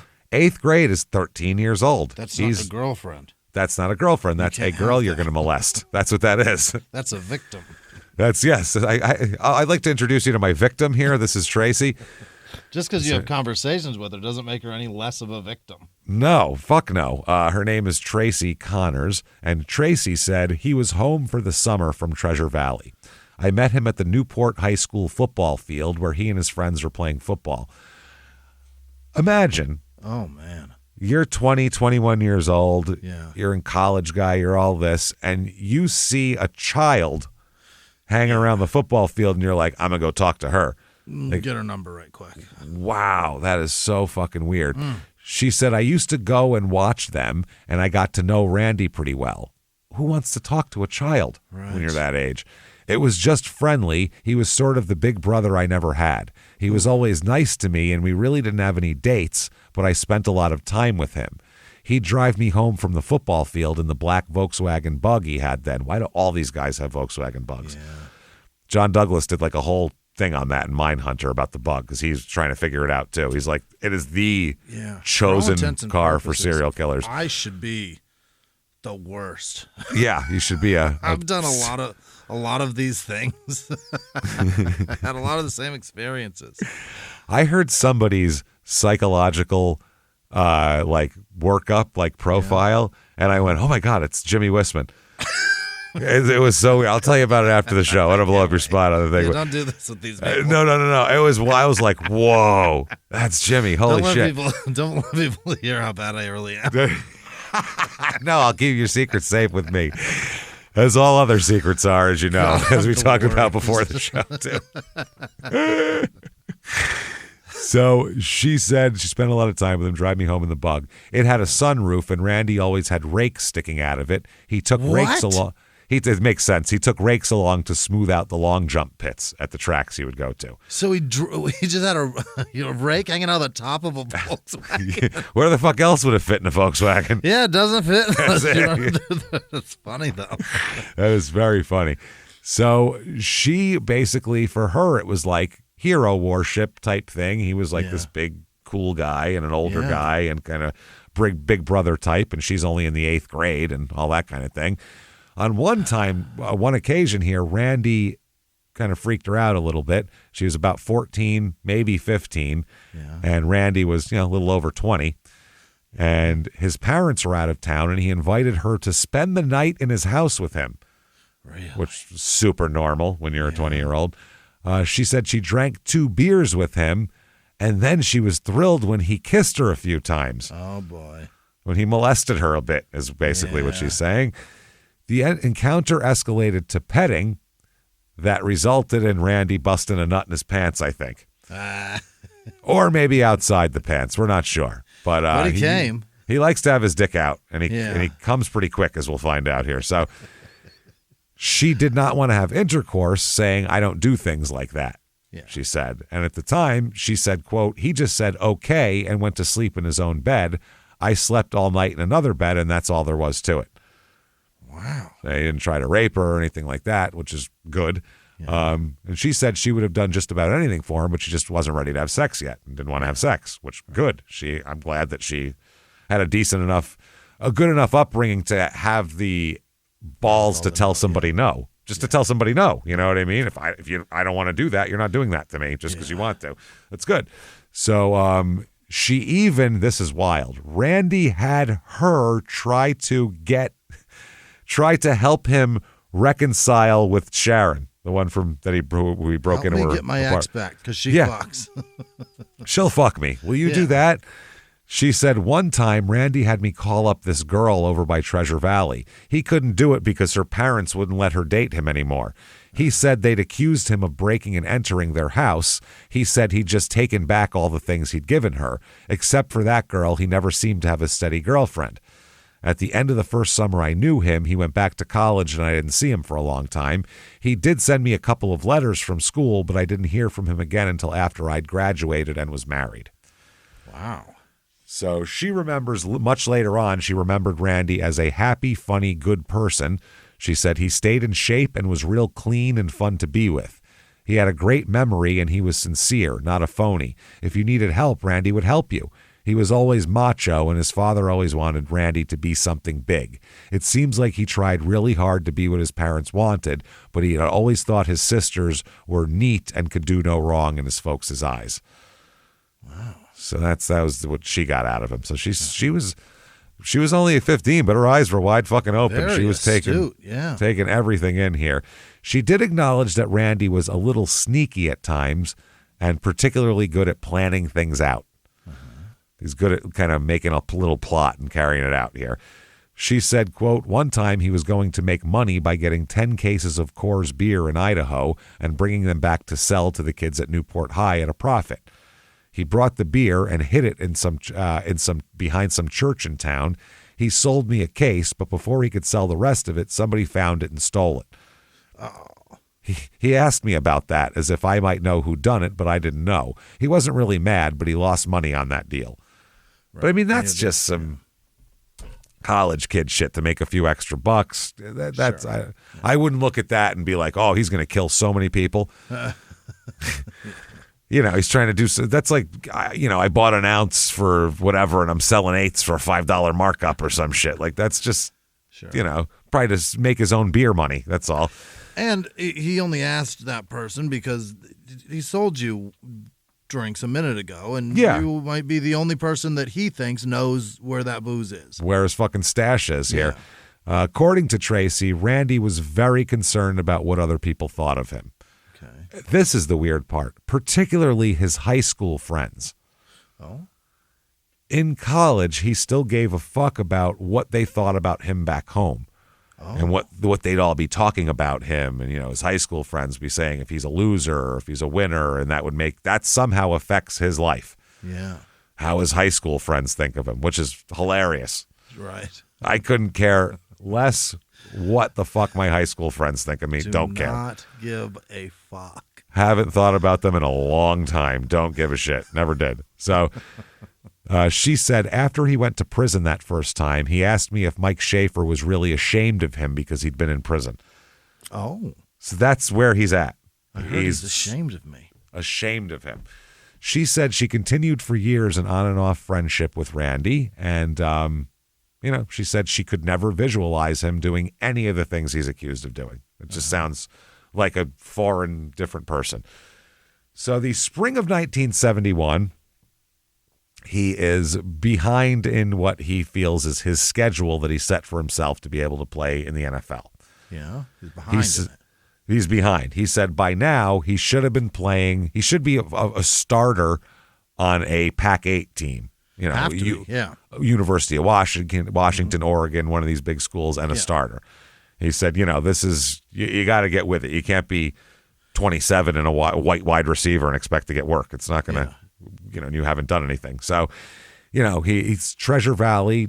There's no scouts looking at community colleges really for football back then at all. Right. It's not like now where everybody had video on them and you could find somebody anywhere. A scout had to physically go drive to fucking Treasure Valley and watch you play football. Now they just type your in on Instagram and see the reels that you've posted of your workouts. Dude, it's crazy. Sarah's niece is in like the 8th grade and she plays softball, and they told her if you want to have any chance of getting in college, you have to have an Instagram now with videos you better and all start posting. Yeah. She's fucking 13 years old, dude. It's ridiculous. It's crazy time, man. Like you have to know exactly what you want to do from birth and be working toward that actively, not just on your own time, but like making social media videos. And if you don't, there's enough people and more to fill those teams. It's over. It's crazy. It's ridiculous. So he basically had nightmares that he would, you know, be 30 years old and a loser and never have made it to the NFL. And, you know, it really, really bothered him. And he felt in sports was the area where he felt great because he was always just so good at it. He never really didn't have that feeling like he was less than at all here. So he was always working out. He was doing that shit. And he came home for vacations and summers, and he's still a big hero there. But he wants to be a big hero to fucking everybody, man. Yeah. That's it. So he's dumped. He always feels like apparently he had a problem. He felt like he didn't know if he fucked good enough. He didn't know if his dick was big enough. Yeah, we're all in the dark about that. That's what I mean. That's everybody, but most people just figure it out and move on. They don't let it take over their entire psyche. So that's kind of what he's up to. He thought, by the way, the reason why he broke into Sharon's house, he thought maybe he'd feel better after he took the presents back. Thought he would feel better for that. But it just got him in trouble, and then she really didn't like him, so he felt worse. So everything he does to try to make himself feel better is just a worse idea that makes him feel worse because he's a fucking idiot. So in the end, he finally concluded that, you know what, it was Sharon's fault. She was, that's what it was. Yeah, she ran off and told her parents, made him look like an asshole. Mm-hmm. That's what women do, he thought. They act all nice, but they're demanding more from you than you can give. Right. Okay, yeah. But still, man? Yeah. You can't kill them. You know what I mean? That's you can't do anything, really. Either start fucking guys or shut up. That's all. I don't know what to tell you. Yeah, what do you want to do? How do you feel about dicks? I don't know, man. So you don't want a piece of that. You don't want any part of that, I promise. Probably not. It seems like he really likes the ladies. So he kept thinking if he could just talk to her, it would be fine. But every time he tried, she'd tell him to go away and wouldn't return his letters or do anything like that here. So, then he was like, okay, there's other women. But he's had Sharon just lingering in his brain here the whole time.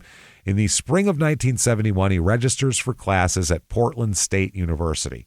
Mm-hmm. It's at least I think it's a Division I school anyway. It's not a big school. It's not Oregon, but it's a decent school here.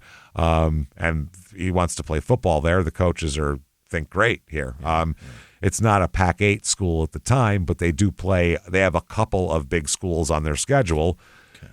And it's a big enough school to where scouts actually watch these games. Oh. So this is actually not bad. And he thinks he can do it from Portland State. So he participates in spring practice, also worked for Georgia Pacific, the plywood company, for the entire summer, and all of that kind of thing. He got food stamps from the County Public Welfare Commission in September of 71. Oh. Because he was, at school doing his thing here. So he didn't make a lot of money. He attended Portland State on a full-time basis from 71 to the winter semester of 73. He majored in health education and physical education and had like a C+ average, nothing special. But he's a really, really special member of the football team because he's a badass. He's really great. Really, really good here. He managed to combine spring training for football with track as well somehow. I don't know how the fuck he did that. Weird. He also took courses in handball, wrestling, weightlifting, and gymnastics as well. He became a part-time cook at the Burger Chef restaurant near Portland State. Okay. So he's doing that here. Thing is, though, he's always quiet before this, but he wasn't really a show-off and all that kind of thing. So here he becomes religious. Oh. He was redshirted his first season at Portland State, which means he's not going to play. He's just going to be on the team and do all the practices, but not be suited up for games. He's active in the student group, the Campus Crusade for Christ. Is that a thing? That was a thing. Let's make sure those are all spelled with C's, people. Yeah, okay. All C's, yeah. All C's. Woodfield's former teammate there said he was a part of a small Bible study group with me. I wanted to say that lasted about 1.5 years. We had a basketball team called the God Squad. He played for that. Yeah, because the God Squad was huge at this time. Yeah, he's like Kelvin's muscle men and gemstones. Yeah. That's the same shit. He came across being very spiritual. He was relatively faithful with his attendance, but toward the end he became very irregular. He started doing weird things. A few of us were going to go on a weekend retreat. He didn't show up. He had some excuse, and then a few days later after the retreat, I saw a friend from Newport who said he saw Randy real early in the morning on the day of the retreat in a shady area in downtown Portland. Oh. He said that was strange. He said he was going to be one place, but he was really somewhere else. What he said didn't jive with what the guy, what he said didn't jive with what the guy said, the other guy. So he also just might not want to hang out with you today. Leave him the fuck alone. Yeah. You want to go away somewhere to talk about the fucking Bible for days? Maybe not, you know? So he really gets into religion, though. I mean, one of the teammates describes him as soft-spoken, mild-mannered, and very, very religious. Is that right? This is why I never trust religious people, because I feel like it's masking something. Or, you know, I don't know. A lot of times. I'm sure some people are to say. Yeah. So he was a member of the Fellowship of the Portland State University Campus Crusade for Christ and the Fellowship of Christian Athletes, which became a very big deal later on. He was also known to only date Christian girls. Okay, yeah, that makes sense because he has a big problem with loose girls. Yeah, loose women, and that girl was you know, catting around on him and all that shit. So he really embraced this fucking religion, though, man. Really just holding on tight to it. But he's on the football field. Everything is fine. He's actually scouts are looking at him from the pros because he's got skills and they're actually interested in him. He's also he can basically date anybody he wants. He's a handsome guy on the football team. All the girls at school like him. He still likes to expose himself to women, though. That's a problem. Yeah, that's a thing. Yeah. There was a lot of episodes of exhibitionism here. He would drive around to other places to expose himself to people. A destination flashing. Yeah, I'm going to go there and show my dick to somebody. Now, is he hard the whole time, or does he wait till he gets there? Wait till he gets there and fluff it up. I'm not sure. Edge himself a little. I don't know. Possibly. Yeah, he would drive over the Columbia River to be in Vancouver, Washington, and the thing is too, back then especially, because now we kind of, like I said, now we know the flashers that could lead to something much worse. Yeah.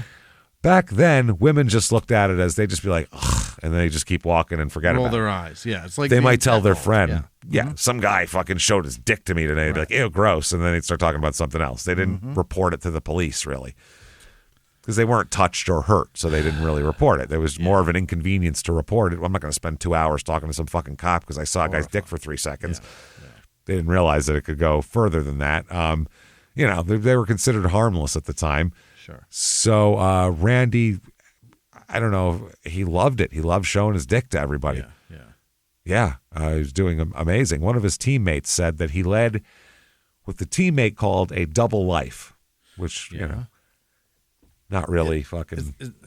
a criminal life? And, is that no, what he'd have his, he'd have all his Christian stuff and Christian and, only crusade for Christ and all that shit. Then his friend said, quote, he'd date showgirls. He'd go to topless clubs. When he moved into an apartment by himself, he'd have these girls over. He fooled a lot of us for a long time. So he has this thing that he needs everybody else to be straight-laced conservative, keep your tits put away. Yeah, religious people. Yeah, and then he wants to be a fucking degenerate. Yeah. Yeah. Yeah. Okay. We've seen this repeatedly from politicians for years and years and years. Yeah, a hypocrite. Exactly. That's why I always say anybody who never curses is definitely a pedophile. And I'll use definitely and never, and I'll use them. You know what I'm saying? Like, I don't trust these people. I just don't trust you. Unless you show me cracks, I don't trust you, because that means you have a huge crack is that bad. you've just caulked it and slapped like some like shit over it, like wet cement over it, and like I don't want to know about it. It's in there. It's still leaking. It's still leaking, and it's still in there. Someone who shows me their cracks, I go, okay, at least that's a human being. I understand them. Yeah, and they're probably showing all their cracks. Yeah, right. They don't care. So. A former teammate said a mutual friend lived with Randy in a Park Blocks apartment for a while. Yeah. And he said, I lived in the same apartment complex, the mutual friend said. And he said that the mutual friend, quote, told me a lot of stories about Randy. Okay. Now, he was recruited originally by PSU head football coach Don Reed, but then Reed left for Oregon after Randy's redshirt year. Yeah.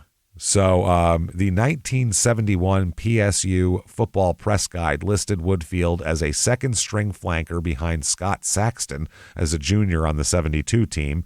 They also, below him, it said sprinter in track, gives solidarity in reserve role, has the potential.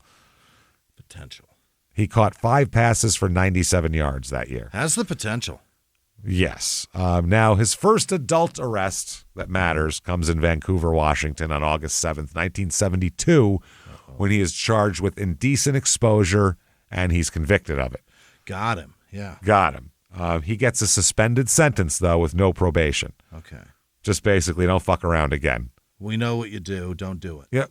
And there's no indication that anybody at Portland State knew anything about this, by the way. Okay. Yeah. They had no clue. And I mean, how would you? You know what I mean? Back then. So, yep, he's apprehended in the act of exposing himself to a young girl. Oh, my God, with his pants down. Yep, got literally caught with his dick out. So, charged with indecent exposure, and there's that. So, on campus, though, he's still Mr. Christian Clean. Yeah. Mr. Christian Clean, attending religious meetings and doing well in class and getting better on the field, and everything's doing fucking wonderful. He went to Lake Tahoe in 72 and 73 to participate in conferences for the Campus Crusade for Christ. Oh. And he works a janitor's job at the Driftwood Lodge to support himself. So he, by the way, he saves everything. Really? Every bit of correspondence with anybody. Really? When he moves, it's just like letters and cards and papers that he's moving, basically. He has like a backpack full of clothes and then a U-Haul truck full of fucking papers and shit. It's so weird. He would carry this shit around with him. Old checks he would keep, letters, cards, miscellaneous bullshit. He's just a real weird guy. He filled several notebooks with just thoughts on religion. Oh, boy. One contained his, quote, personal testimony as a born-again Christian. Yeah. Wow, that's gold after he's arrested. That's wonderful. He said that he deplored his constant seeking, basically. He said that he had 3 goals in life: to be successful in school, to get the highest honors that I could ever in my range of athletics, and to be popular with all the girls. Now, he says those things aren't things you should seek in there, but that's all he's interested in. So it's interesting. He said that he turned away from religion because he thought his life was more exciting without the rules and regulations that constrained all of his friends. Yeah, that's it. He wrote that he had come to see that his former achievements were actually only trophies or memories I could hang on the wall. Quote, I suddenly found myself going nowhere in school and just wandering around. So interesting. Now, he's kind of estranged from his father. His father was concerned about him with his Christianity. Yeah? This is still the time when someone went loopy, crazy Christian. You didn't go, oh, good for them. You went, he's a religious nutcase. That's what you'd say. Anybody who paid more than a passing lip service and maybe, go to church on Sunday or whatever the fuck, they're considered fucking weird. And somehow started in the late 70s and then plowed right through till now. Right. This weird church culture has grown up where not good. You go there every day and you give them all your fucking money and it's all you do. And it's fucking creepy. I'm sorry. I'm not even sorry. I don't give a fuck. If you do that, you're weird. You're fucking weird. And I don't trust you and you're probably diddling people. Sorry. That's what we think of you. That's what the normals think of you. The bummer for me is that I see them take advantage of my mother, and I don't like that. So no, old people, they love to take advantage. That's their bread and fucking butter is taking advantage of old people. People that have guilt over how they've lived their lives, and I'm not afraid to die, so I got no guilt. I'm a piece of shit, and I'm probably going to hell. I'm afraid to die, but it's not because I'm going to hell. I just don't want to not fucking do stuff. I want to watch shit on TV. You know what I mean? It's over. I want to see if Mindhunter comes back. That's what once the light's off, it's off. I don't believe in any of that shit. So it's like, what are we talking about? Yeah. Anyway, you can believe in any of that shit you want, but when you get too into it, it becomes weird, and I think you're up to something. That's all. Pushing it, I don't like the fucking. Yeah. Just that's yourself. Do what you do. I don't give a fuck. No. So they would argue about this because he was like, you're all into this religion now with maniacal craziness here. So now, obviously, maybe that could have helped Randy if he could have really concentrated on religion instead of raping. Maybe that would have been good for him, but I don't think it would. I don't think it was going to work. So it didn't. None of this is helping his sexual obsessions, and I think that's part of it too. Is it's like, again, Family Guy, the old Family Guy bit with Tom Cruise running away going, you can't catch me, gay thoughts. You can't catch me. Like, I feel like that's what he's doing with religion. Like, you can't catch me, horniness. You can't catch me. That's why he's up there on an airplane, standing on the wings, because there's no gay thoughts up there. You can't catch me, gay thoughts. There's no other penises up here. I didn't see any. Just mine. Riding a dirt bike off a canyon because there's no gay thoughts out there. No gay thoughts there. It's just desperation and sheer will to live. No shit, man. So he's still into this. He's still trying to find women. By the way, he considers his dick super big by now. Oh, really? He thinks his dick is like extra great. Big. He thinks it's extra great. By the way, it's not, but he thinks it is. Why do we know it's not big? We'll find out because he shows it to fucking everybody. Yeah. Everybody. There's like hundreds of people that can give testimony on his dick and exactly the veins that are not in it. So, a lot of the women that he would flash himself to, by the way, were like confused. Oh? Because normally and this is true, normally when guys are flashing you, it's usually like hideous guys or like an old man in a trench coat with his little shriveled dick hanging there or something. Let me show you my fucking stringy, sinewy ball bag or whatever the fuck. But look at how long it is. This guy, they look at his face and they're like, ooh, look at this handsome guy. Oh, why does he have his dick out? What's going on? So all of them are like, asked to see it, for Christ's sake. And that's what they think, too. All of them are like, if this guy would have just talked to me, I would have probably wanted to see his dick. You didn't have to just jump out and show it to me and make me freaked out. So that's the weird part. Like. Yeah, I don't know. I'm gonna give it a little lick or two there. So I don't know why he's doing that, but he's fucking doing it. He would stand in the shadows with his fucking pants unzipped, and he'd whisper, "Look at me, look at me." Really? Yeah. And they would like look over because they'd hear something, and then he would have his dick out and he'd be showing it to them. It's real weird. Just vocally hoping. That's great. Yeah, look like kind of like psst, over here. Yeah. Okay, look at me. Look at me. Huh? Oh, you're handsome. Ah, maybe it is funny. It would be really funny if like then the woman's like boyfriend stepped up on the fucking curb and was like, "What are you doing?" and punched him in the face, like, or whatever the fuck that, or she tased him. That would be kind of funny. Yeah. Which is kind of creepy at this point, right? The look at me part makes it funny. It's so fun. Look at me. Look at this. Look at what I got. That's gross.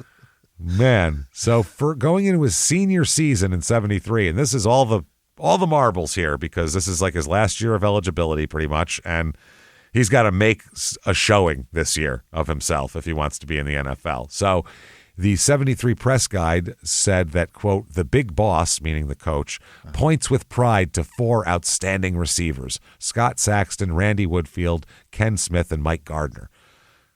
Okay. So they're in the press guide, there's only 13 players' pictures, like their actual photos, and Randy's one of them. Wow. So they expect him to be a star. Yep. He wears number 82.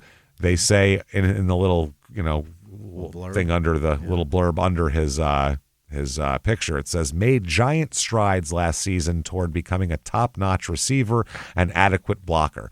Became much tougher. Saw some starting action. Averaged 19.4 yards on 5 receptions. Has 10 flat speed.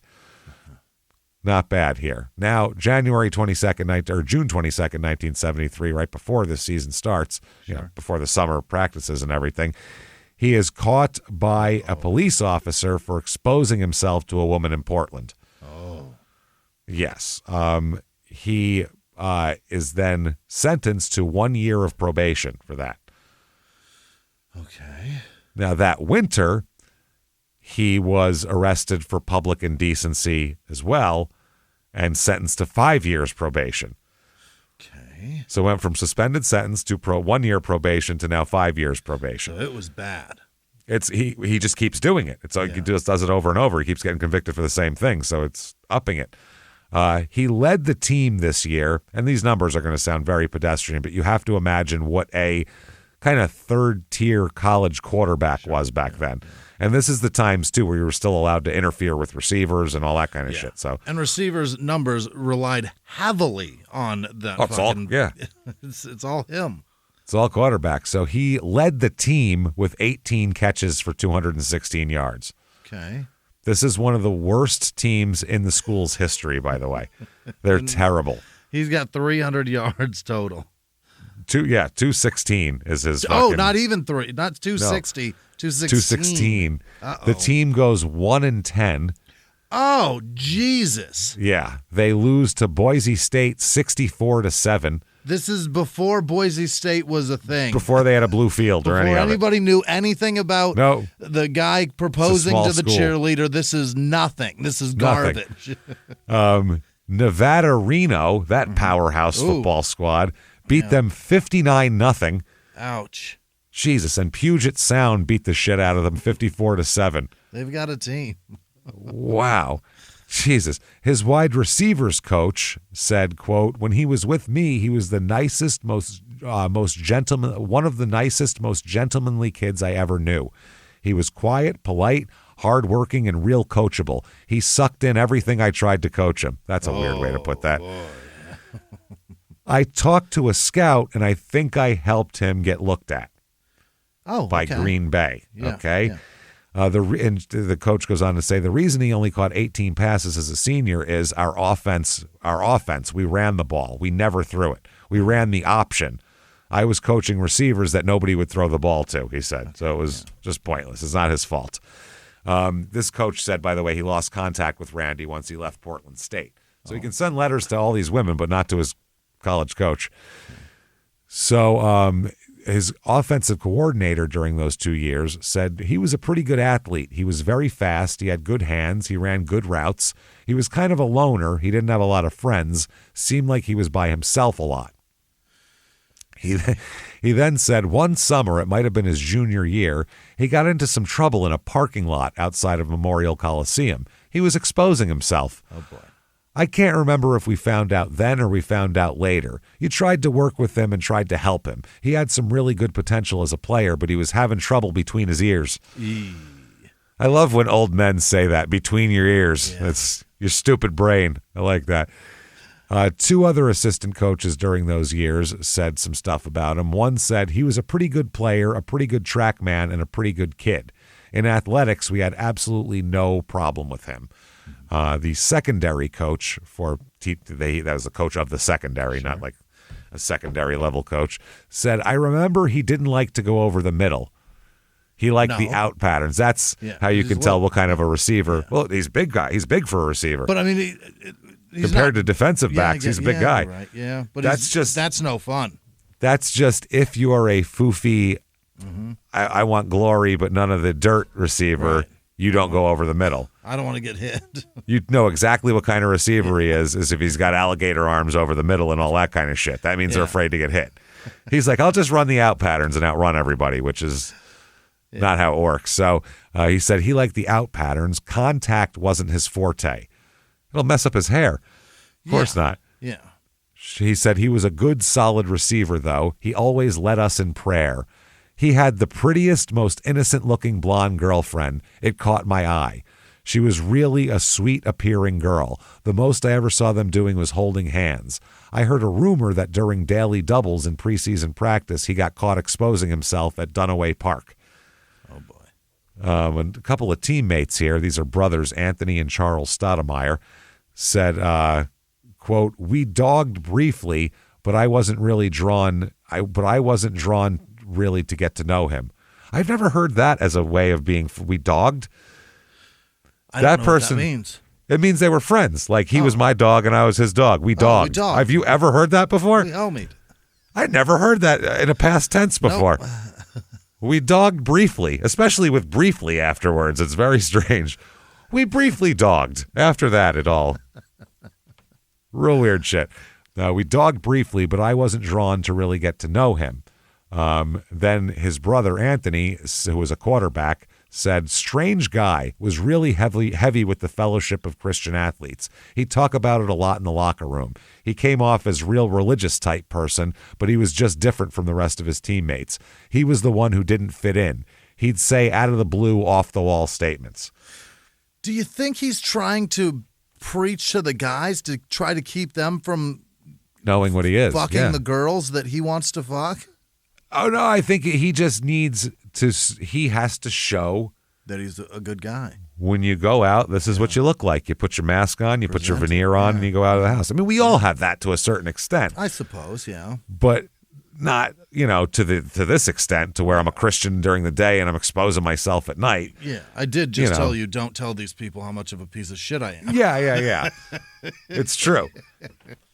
And with this, for me, I feel like I have to talk so fucking much during this just to do all there's no way after 1,000+ episodes of all this, you don't know exactly who the fuck I am. There's no way to hide it after that long. I think it's both. I mean, I'm just doing comedy. You hide a lot more than me. You can show what you want to show, and you don't have to fill in the gaps. So you can just go, I do this, and they go, oh, Jimmy's that guy. Yeah, exactly. They don't know anything. That's and what they I'm saying. don't know that I'm not that guy. No.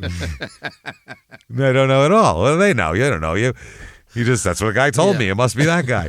It's got to be that guy. Yeah. I have to put out more than I want to because I have to read all this shit and fill the space. And then I'm frustrated when people think I'm a specific guy and I'm not that guy. Yeah, that's strange, isn't it? Yeah. Weird? It's weird. When you have to fill space, it comes out. Yeah. If I say something and you don't reply, I have to then talk more. I can't it's yours. I have to keep it going. You know what I'm saying? Think about that. The field, man. Either that or there's dead air. You could just stare at me and be like, I'm not saying shit, and I have to keep talking. I don't want to keep talking. I've heard that. People are like, you just like to hear the sound of your own voice. No, I don't. I have to. There's no choice. It's either that or there's not going to be a sound of anybody's fucking voice. That's why I'm this side of the roll, too, because I don't want to talk. I don't want to have to. That's why I'm single, because my relationships fall apart because I don't want to talk. I don't want to talk. I don't want any part of this. I got tears coming out of my eyes, man. Leave me the fuck alone. Leave if you want. I don't care. This is so fun. Oh, shit. Okay. This guy goes on to say, we had a bunch of receivers way better than him who got injured early in the season. He ran good routes and had good speed. His hands weren't that great. He used to drop a lot of passes.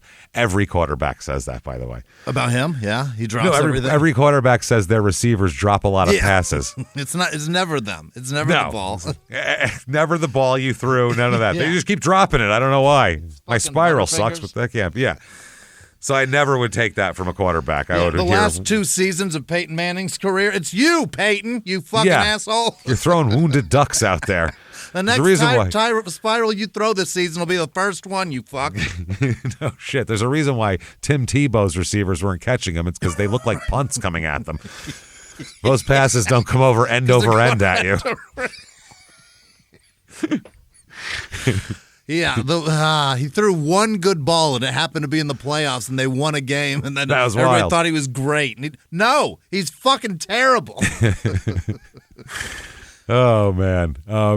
Another Charles Stoudemire again said, he wasn't like a star or anything, but he was a solid player. I didn't hang out with him that much. I thought he was a decent guy in the confines of our football team. Seems like he had a bit of an ego. He thought he was better than he was, but a lot of guys think that. You have to think that. If you don't, you're going to fail at this. Yeah, you're on a tightrope. That's like when you're a comic. You have to walk out there, and in your brain, you're telling yourself, "I'm the funniest motherfucker that ever lived." Because if you don't, then those people aren't going to laugh at you. They all know that you're not. Because you just told us all you're not. So you have to have a bit of delusion in your own brain, at least to be able to do your best. Some of them more than others. Oh yeah, some more than others. Oh, fuck yeah. But I mean, like, it's the fighter pilot thing. Like, when they do psychological testing, they take all the guys that are narcissistic personalities and send them to flight school. Get in there. You're crazy enough to think no one can ever shoot you down, stupid, so do that. So there's uses. This guy went on to say he was always grooming himself. That even carried over to the way he played. See what I mean?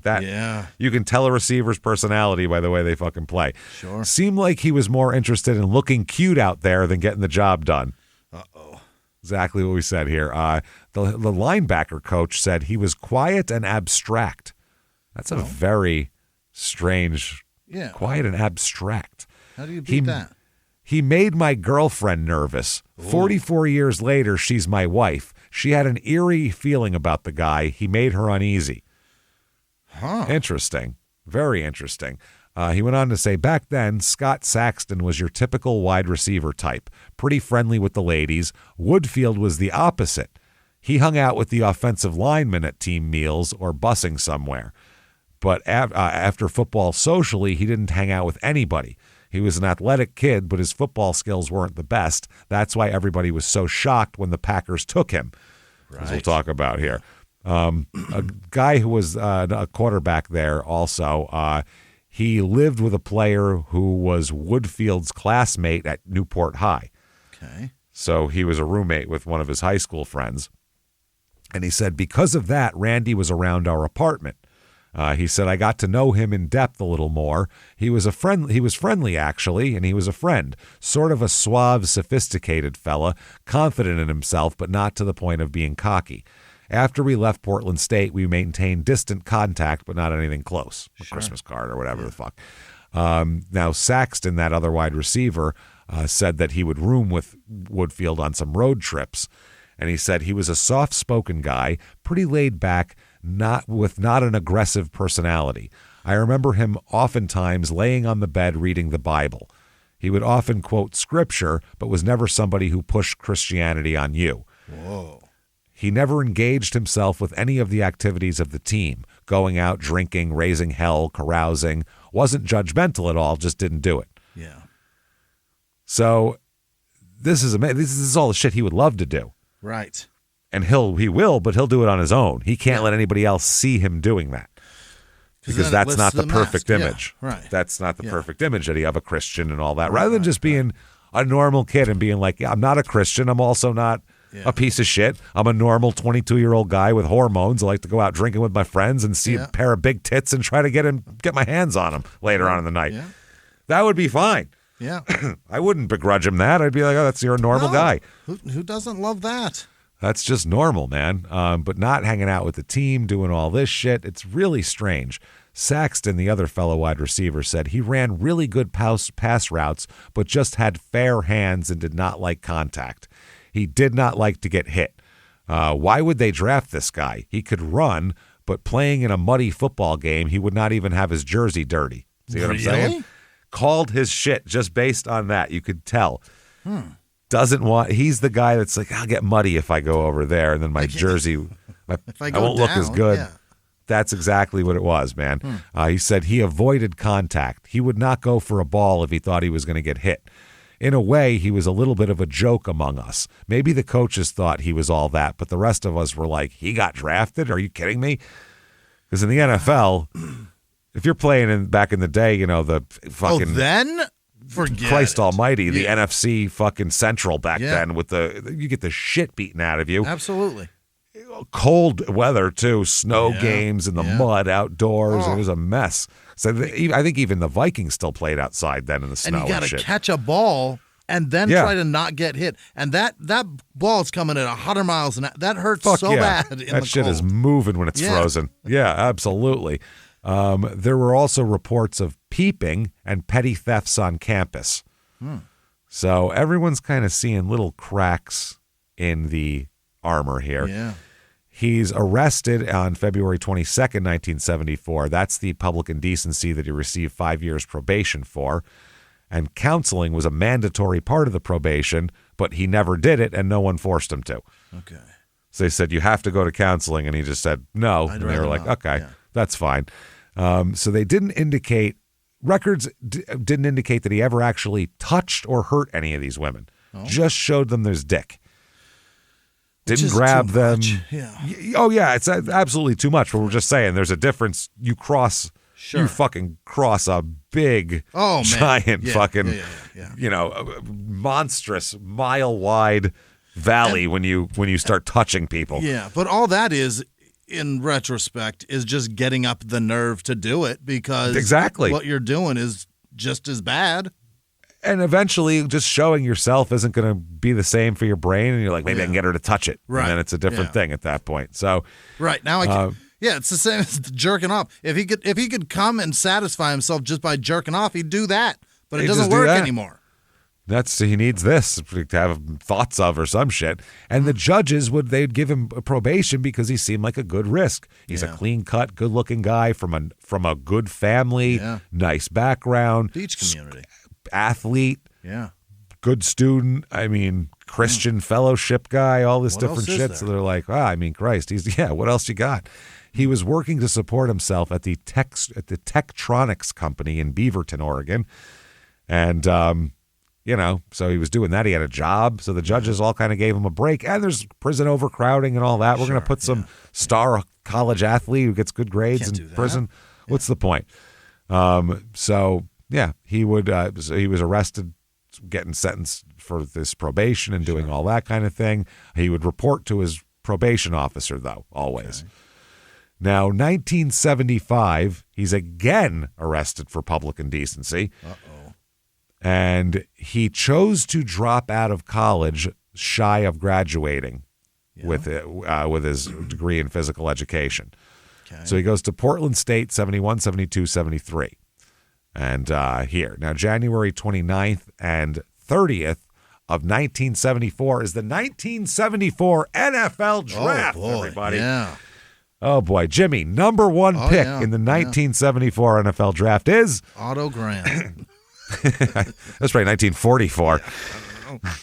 Too Tall Jones, baby. Is that right? It is Ed Too Tall Jones. I was going to say, you know who the guy is. You've heard of him, but I don't know if you pick him. Too Tall, Bo Matthews, John Hicks, Wayman Bryant, John Dutton, Ed O'Neill. Look at that. Hey. Al Bundy himself. Yeah. Then he went on to start. What was that one? What is it called? The one with the kid? Married with Children. No, the other one with the kid. Modern Family. The movie. Oh, Dutch. Dutch. Yeah, we talked about Dutch.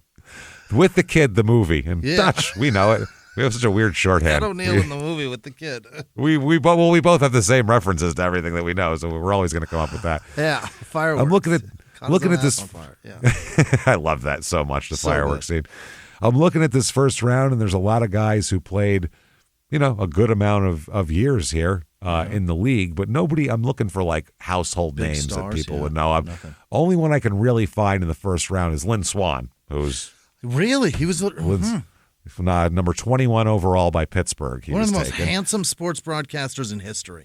Yes, and a wide receiver, by the way, who's like a handsome, pretty guy. Yeah, who will take a hit. The hit, yeah. He'll also get the shit knocked out of him, get hurt all the time, but he would take the fucking hit though. Did the Steelers draft him? Yeah, Steelers drafted him. They had a very good draft this year because they got him in the first round here, and they get somebody else or no? He was their first round pick. This is the one where like consecutive rounds they get great people. In the second round, Hall of Famer Dave Casper to Oakland, by the way, the tight end. Yeah. You met him? Yeah. Interesting. Sure did, yeah. Did he have his faculties about him? White boy is he. Oh yeah, big mustache on him. Yeah. Yeah, big old mustache. Yeah, Casper.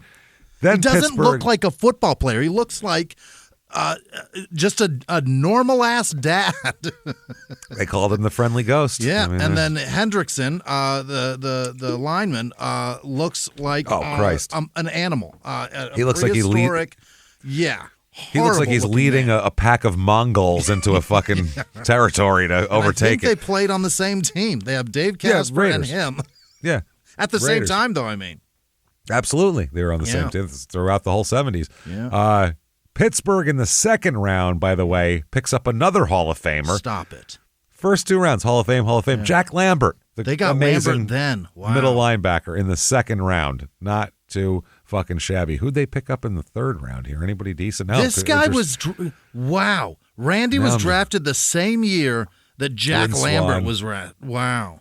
Lynn Swann, Jack Lambert. I'm looking now. I'm just interested in Pittsburgh's draft this year because they seem to really do a great job. They don't think they had a third round pick here. No. Fourth round, though, they pick another Hall of Famer. Wow. What? Pittsburgh, they picked John Stallworth, the other wide receiver. So they got their future Super Bowl, dynasty wide receivers in the same year. Swann, Stallworth. Plug them in, get Jack Lambert at middle there, and there we go. Now we got a team. Unbelievable. That's pretty impressive, man. And then we'll skip a few rounds down all the way up to picks. This is round 17. Yeah. Which you don't hear a lot about. 17, the 428th pick overall. Yeah. Green Bay selects Randy Woodfield from Portland State. My God, that's a long day. That is a long Eat your heart out, Aaron Rodgers. Yeah, fuck you, Shedeur Sanders. Try waiting until around 17. 17. Jesus Christ, that's... Holy shit. Only 3 players from the 17th round, 4 players ever play a snap in the NFL from the 17th round. Yeah, it's not an area you're looking to get a lot of gold here, you know what I mean? By the way, February 5th, 1974, the WFL. What? The WFL. Western Football League? No, the World Football League, I believe that was at the time. I'm just glad it wasn't the Women's Football League. No. The WFL I'm obsessed with, by the way. Really? I love defunct leagues. You guys know that. We've talked about it. I love the USFL and things like that, basketball leagues, ABA. But the WFL is one of the most interesting things in the world. Came about in the mid-'70s to try to compete with the NFL, and they were like signing away guys offering... Yeah. They were offering everybody's like starting quarterback, big giant contracts and all this crazy shit. Like they really came on strong. They stole 3 people from the Miami Dolphins, like their championship teams and all that kind of shit. Very interesting. And the league fell apart spectacularly. It's a wonderful, wonderful tale of failure. I love it so much.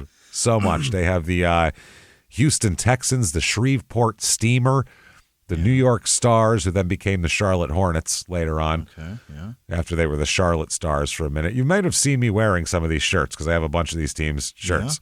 Yeah. The Jacksonville Sharks, the Memphis Southmen, the Birmingham Americans, the Portland Storm, the Southern California Sun, the Philadelphia Bell, the Hawaiians. I think you know where they're from. The Chicago Fire, which is funny. Yeah. The Florida Blazers. Did they do it? God damn. Yeah, they did. The Detroit Wheels, which is a cool shirt. I have that shirt too. Tornadoes. The Memphis Southmen. That's where like Larry Zonka and those guys went. Okay. Now in this league here, I'm looking at their draft. They also drafted Lynn Swann. Yeah. in their league, but in the second round, they drafted all the same players, just no, they're not signing with them at all here. Now, in the, what is this? The 432nd pick in the 36th round of the draft, the Houston Texans / Shreveport Steamer, not Steamers, Steamer. Just one, Just one big shit left in Shreveport. With the dead last pick in the draft, they select Randy Woodfield from Portland State. Mr. Irrelevant himself here. The guy got drafted twice.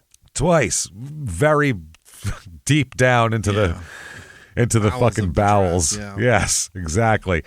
So he signs a contract here for $16,000 for the season, which wasn't terrible back then. I mean, it's late round rookie money, but room and board and all that kind of shit. So, whatever. He's got bonuses too. Oh.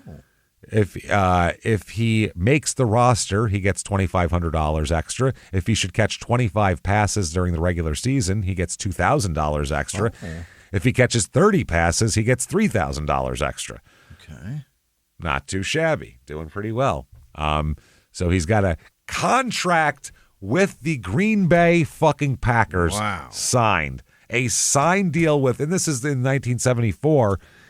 The Packers were the dynasty of the 60s. I mean, they were the most famous team in America at this point. They were the big team. I'm going to say it, Grace. This is Grace right here. Doesn't get any better than that. All of you could, if you never took your dick out again to anyone who didn't want it, that no one would ever heard about that shit. You could be an NFL star and be going forever. So let's leave it there for this week. With him being drafted by the Packers and doing, I think it's a good stuff. We got him from birth to the NFL. Yeah, that's a good start for this thing here. So let's do that, and let's start there, and let's say thank you for listening to this crazy fucking episode. You are the best, and again, we'll figure out something for the ad free. We really will, so hard. and we took less to make it better for you. We really did. To take less to try to be like, let's be good guys and not be sellouts. Yeah. And then if people are like, you're a fucking sellout, it's like, what are you talking about? If I'm, let's fuck it. I might as well be rich. Fuck this shit. So thank you. And we will do that. We will absolutely figure something out to do that with. So thanks for hanging in with us. If you like the show, please tell the world about it. Get on whatever app you're listening on and give us 5 stars. It really, really helps to drive the show up the charts. So thank you for doing that to everyone who has, and please do it if you haven't. Definitely follow us on social media at Crime and Sports. You certainly, definitely want to head over to shutupandgivememurder.com. Get all of your merchandise. We have everything from skateboards to shower mats. Get everything you can need. Yeah. Great stuff. Real high quality shit, too. Nice stuff. Good T-shirts. Tons of designs. Everything for Small Town Murder, Crime and Sports, and Your Stupid Opinions is all there. Yeah. So you can do that. Get your tickets for live shows for Small Town Murder. If you'd like to come to a live show, the ones that are not sold out right now for the fall are Irvine, California. Few left there. Not many, though. If you want those, get them right this minute. We got there. We got Seattle has a few tickets left. Portland is sold out the night before.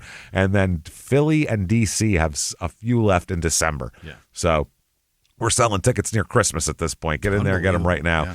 Thank you so much to everyone who's done that. That's shutupandgivememurder.com. You should also definitely get yourself some Patreon. Please do.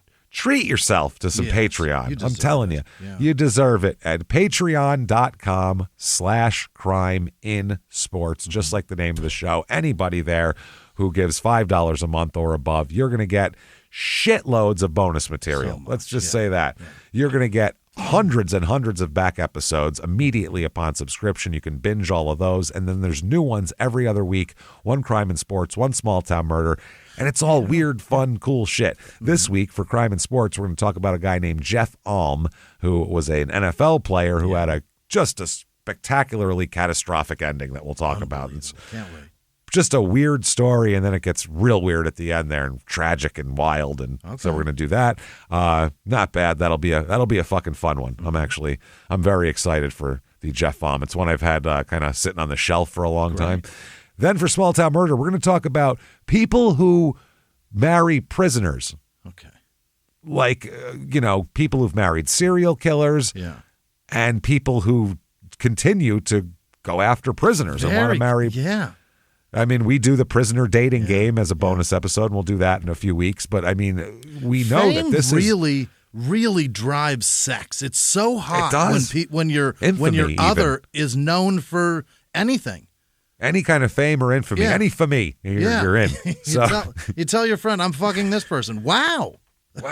Yeah. It's crazy shit. So for sure, get yourself some damn Patreon. Yeah. You'll definitely want that. And that is patreon.com/crime and sports. Yeah. And you get a shout out, which is right now. Jimmy, hit me with the names of the people who we would never turn around a dark corner and hear a whisper saying, look at this. Well, they show us their erect penis. Jimmy, hit me with these wonderful names right fucking now. This week's executive producers are Stringer Bell. Probably Hey, not. Stringer. Peter Musicik. Wow. Gary Howard. Nice. Kyle Norweg. Emily West. Brother Patrick is fighting his ass off. Thank you, Patrick, for not thank you. Just keep going. Jesus Christ. Keep hanging in there. The poor man he's in a fight for his life. Keep it up, Patrick. Jamie Kadrovich. I think it's Kadrovich. I don't remember. Happy birthday, Jamie. Well, You're the happy best. birthday, God damn whatever it. your fucking name is. Yeah. Other producers this week, Peyton Meadows, Bill McClellan. Happy birthday, Scarlett Horbeast, the third, James. I forget their name, but this is how they would like to be honored. So there it is. The Pepperoni Animal, Janice Hill, David with no last name, Elliot Hansen, Len Willits, Kelsey Brooks, Peter Carlson, Jay Ralston, Tyler Veal, Tara McAfee, Max Hewitt, Austin Miller, Christina Kerrigan, Rebecca Lufenberger, Maeve, how do you say that? Maeve? Is that Maeve? Did we settle on that yet as Americans? Because that's not American name. Maeve. Let's go Maeve. All right. It's like mauve, but with different. It might be mauve. I don't know, but it's McGinnis. I know that part. Nicholas Soulpatch, Soulpoff. Whoa. Devin Willis, Don Barella. C and the other letter C. Matthew Rechtenwald. Libby Perry, Charlie Trigg, A. Sellner. Barely knew her. Barely know her. Sue, boy, are these fucking bad this week. Buy me she. Don't know. Bad to say, not bad to go donate. Yeah, I don't know. It's impossible. Carrie Kirkland. That's it. Jacob Witek. Witek. D.A. The D.A. donated. Oh. Megan Des Roches. Megan, you're the best. Joanna Thank you. Wilson. Jason with no last name. Michelle Ricard. Tiffany Marchbanks. Yep. Johnny with no last name. Rachel Cohen. Mike Pugh. Puff. Jordan Fumero. Jeremy with a G. Bowman. That's terrible. Angelina Colley. Germany. Tori with no last name. Anna Berntson. Brendan Lord. Nico Williamson. David Center. Heather Hubbard. Nick McCormick. A.W. Book Girl. Janet Salinas. Dawn with no last name. Cade Kalesa. Hunter Frampton. Peter's Kid. Rose Fire. That's a good name. Peter's Jesus. Kid. Nice. That sounds great. Kelly Starcher. What is this? Starcher. Michael Ann Finkel? Fink. Michelle Ann? That's Michael Ann. What? How's that? Maybe it's a couple. That we shouldn't be allowed Michael to do and that. Michael and Ann? It better be that. It can't be Michael Ann. You're not allowed to be Michael Ann. John Taylor, great catch. Sarah Delaney, Whitney with no last name. Super Bowl, fucking 88 Super Bowl, baby. Good catch. Terry, I'm sure nobody's ever told you that, John. Terry Zwesper. Arwin, Storm, Scott Paquette, Tim Drofton, is that right? Nikki Klinger, Ariel Howler, Ralph Carta Blanche, Denise Gibson, Onyx Lovely, Rachel Dennison, Adam Torresi, T&J, TJ. This show brought to you by TJ. Shelley Ramsey, Don Pushy, Jasmine with no last name, Pushy. You hear that? Push. Jesus, Dawn. Josh Johnson, Samantha Lister, Laura Sarr, Hollycock, what? Tony Curry.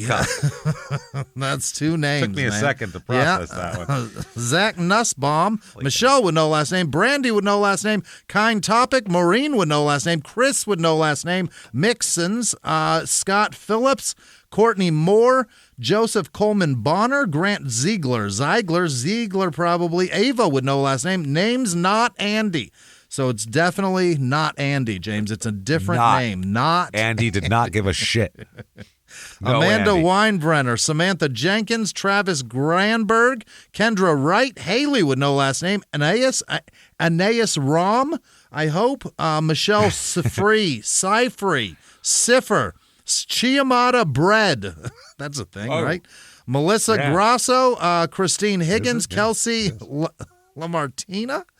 I don't know. Donovan Finley, Austin Stewart, AJ Cross, Quincy Young, Kylo, IK, Derek with no last name, Morgan Lowe, Hadley Oberg, PB, Nina with no last name, Andrea Galindo, Ashley Durbin, Josh Lewis, Melissa Dunmeyer, Amy Pierce, I'm a Suck Your Dick, I'll bet you won't, Lindsay Wiles, David Ellis, Lily Jean Gurney, Cordale Clausen, Sam Lee, Freddie Santiago, Jessica Baker, Elizabeth with no last name, Sarah Lulo, Skip Newman, Caitlin Piffer, Stephen Wick, HCC, Sabrina Connor, Allie with no last name, or maybe Ali, Krista Kemp. The great one? Sean Kemp's daughter here. Yeah, the great one. Yeah. Hope he pays for anything coming for out you. Of the woodwork there, yeah. Sweaty Turtle, fucking Bajunk, B-A Junk, and all of our patrons. You guys are the best. We can't thank you enough. Thank you. Thank you so much, everybody. You beautiful, fantastic, wonderful bastards. We appreciate all that you do for us. And to show our appreciation, we will talk about horrible serial murder for the next few weeks here. So that'll be a lot of fun. If you want to follow us on social media, head over to shutupandgivememurder.com. There's a drop-down menu. Take you anywhere you need to go around there. And keep doing that. Keep coming back. And we'll see you next week for Randall Part 2, live from the Crime and Sports Studios. We will see you next week. Bye.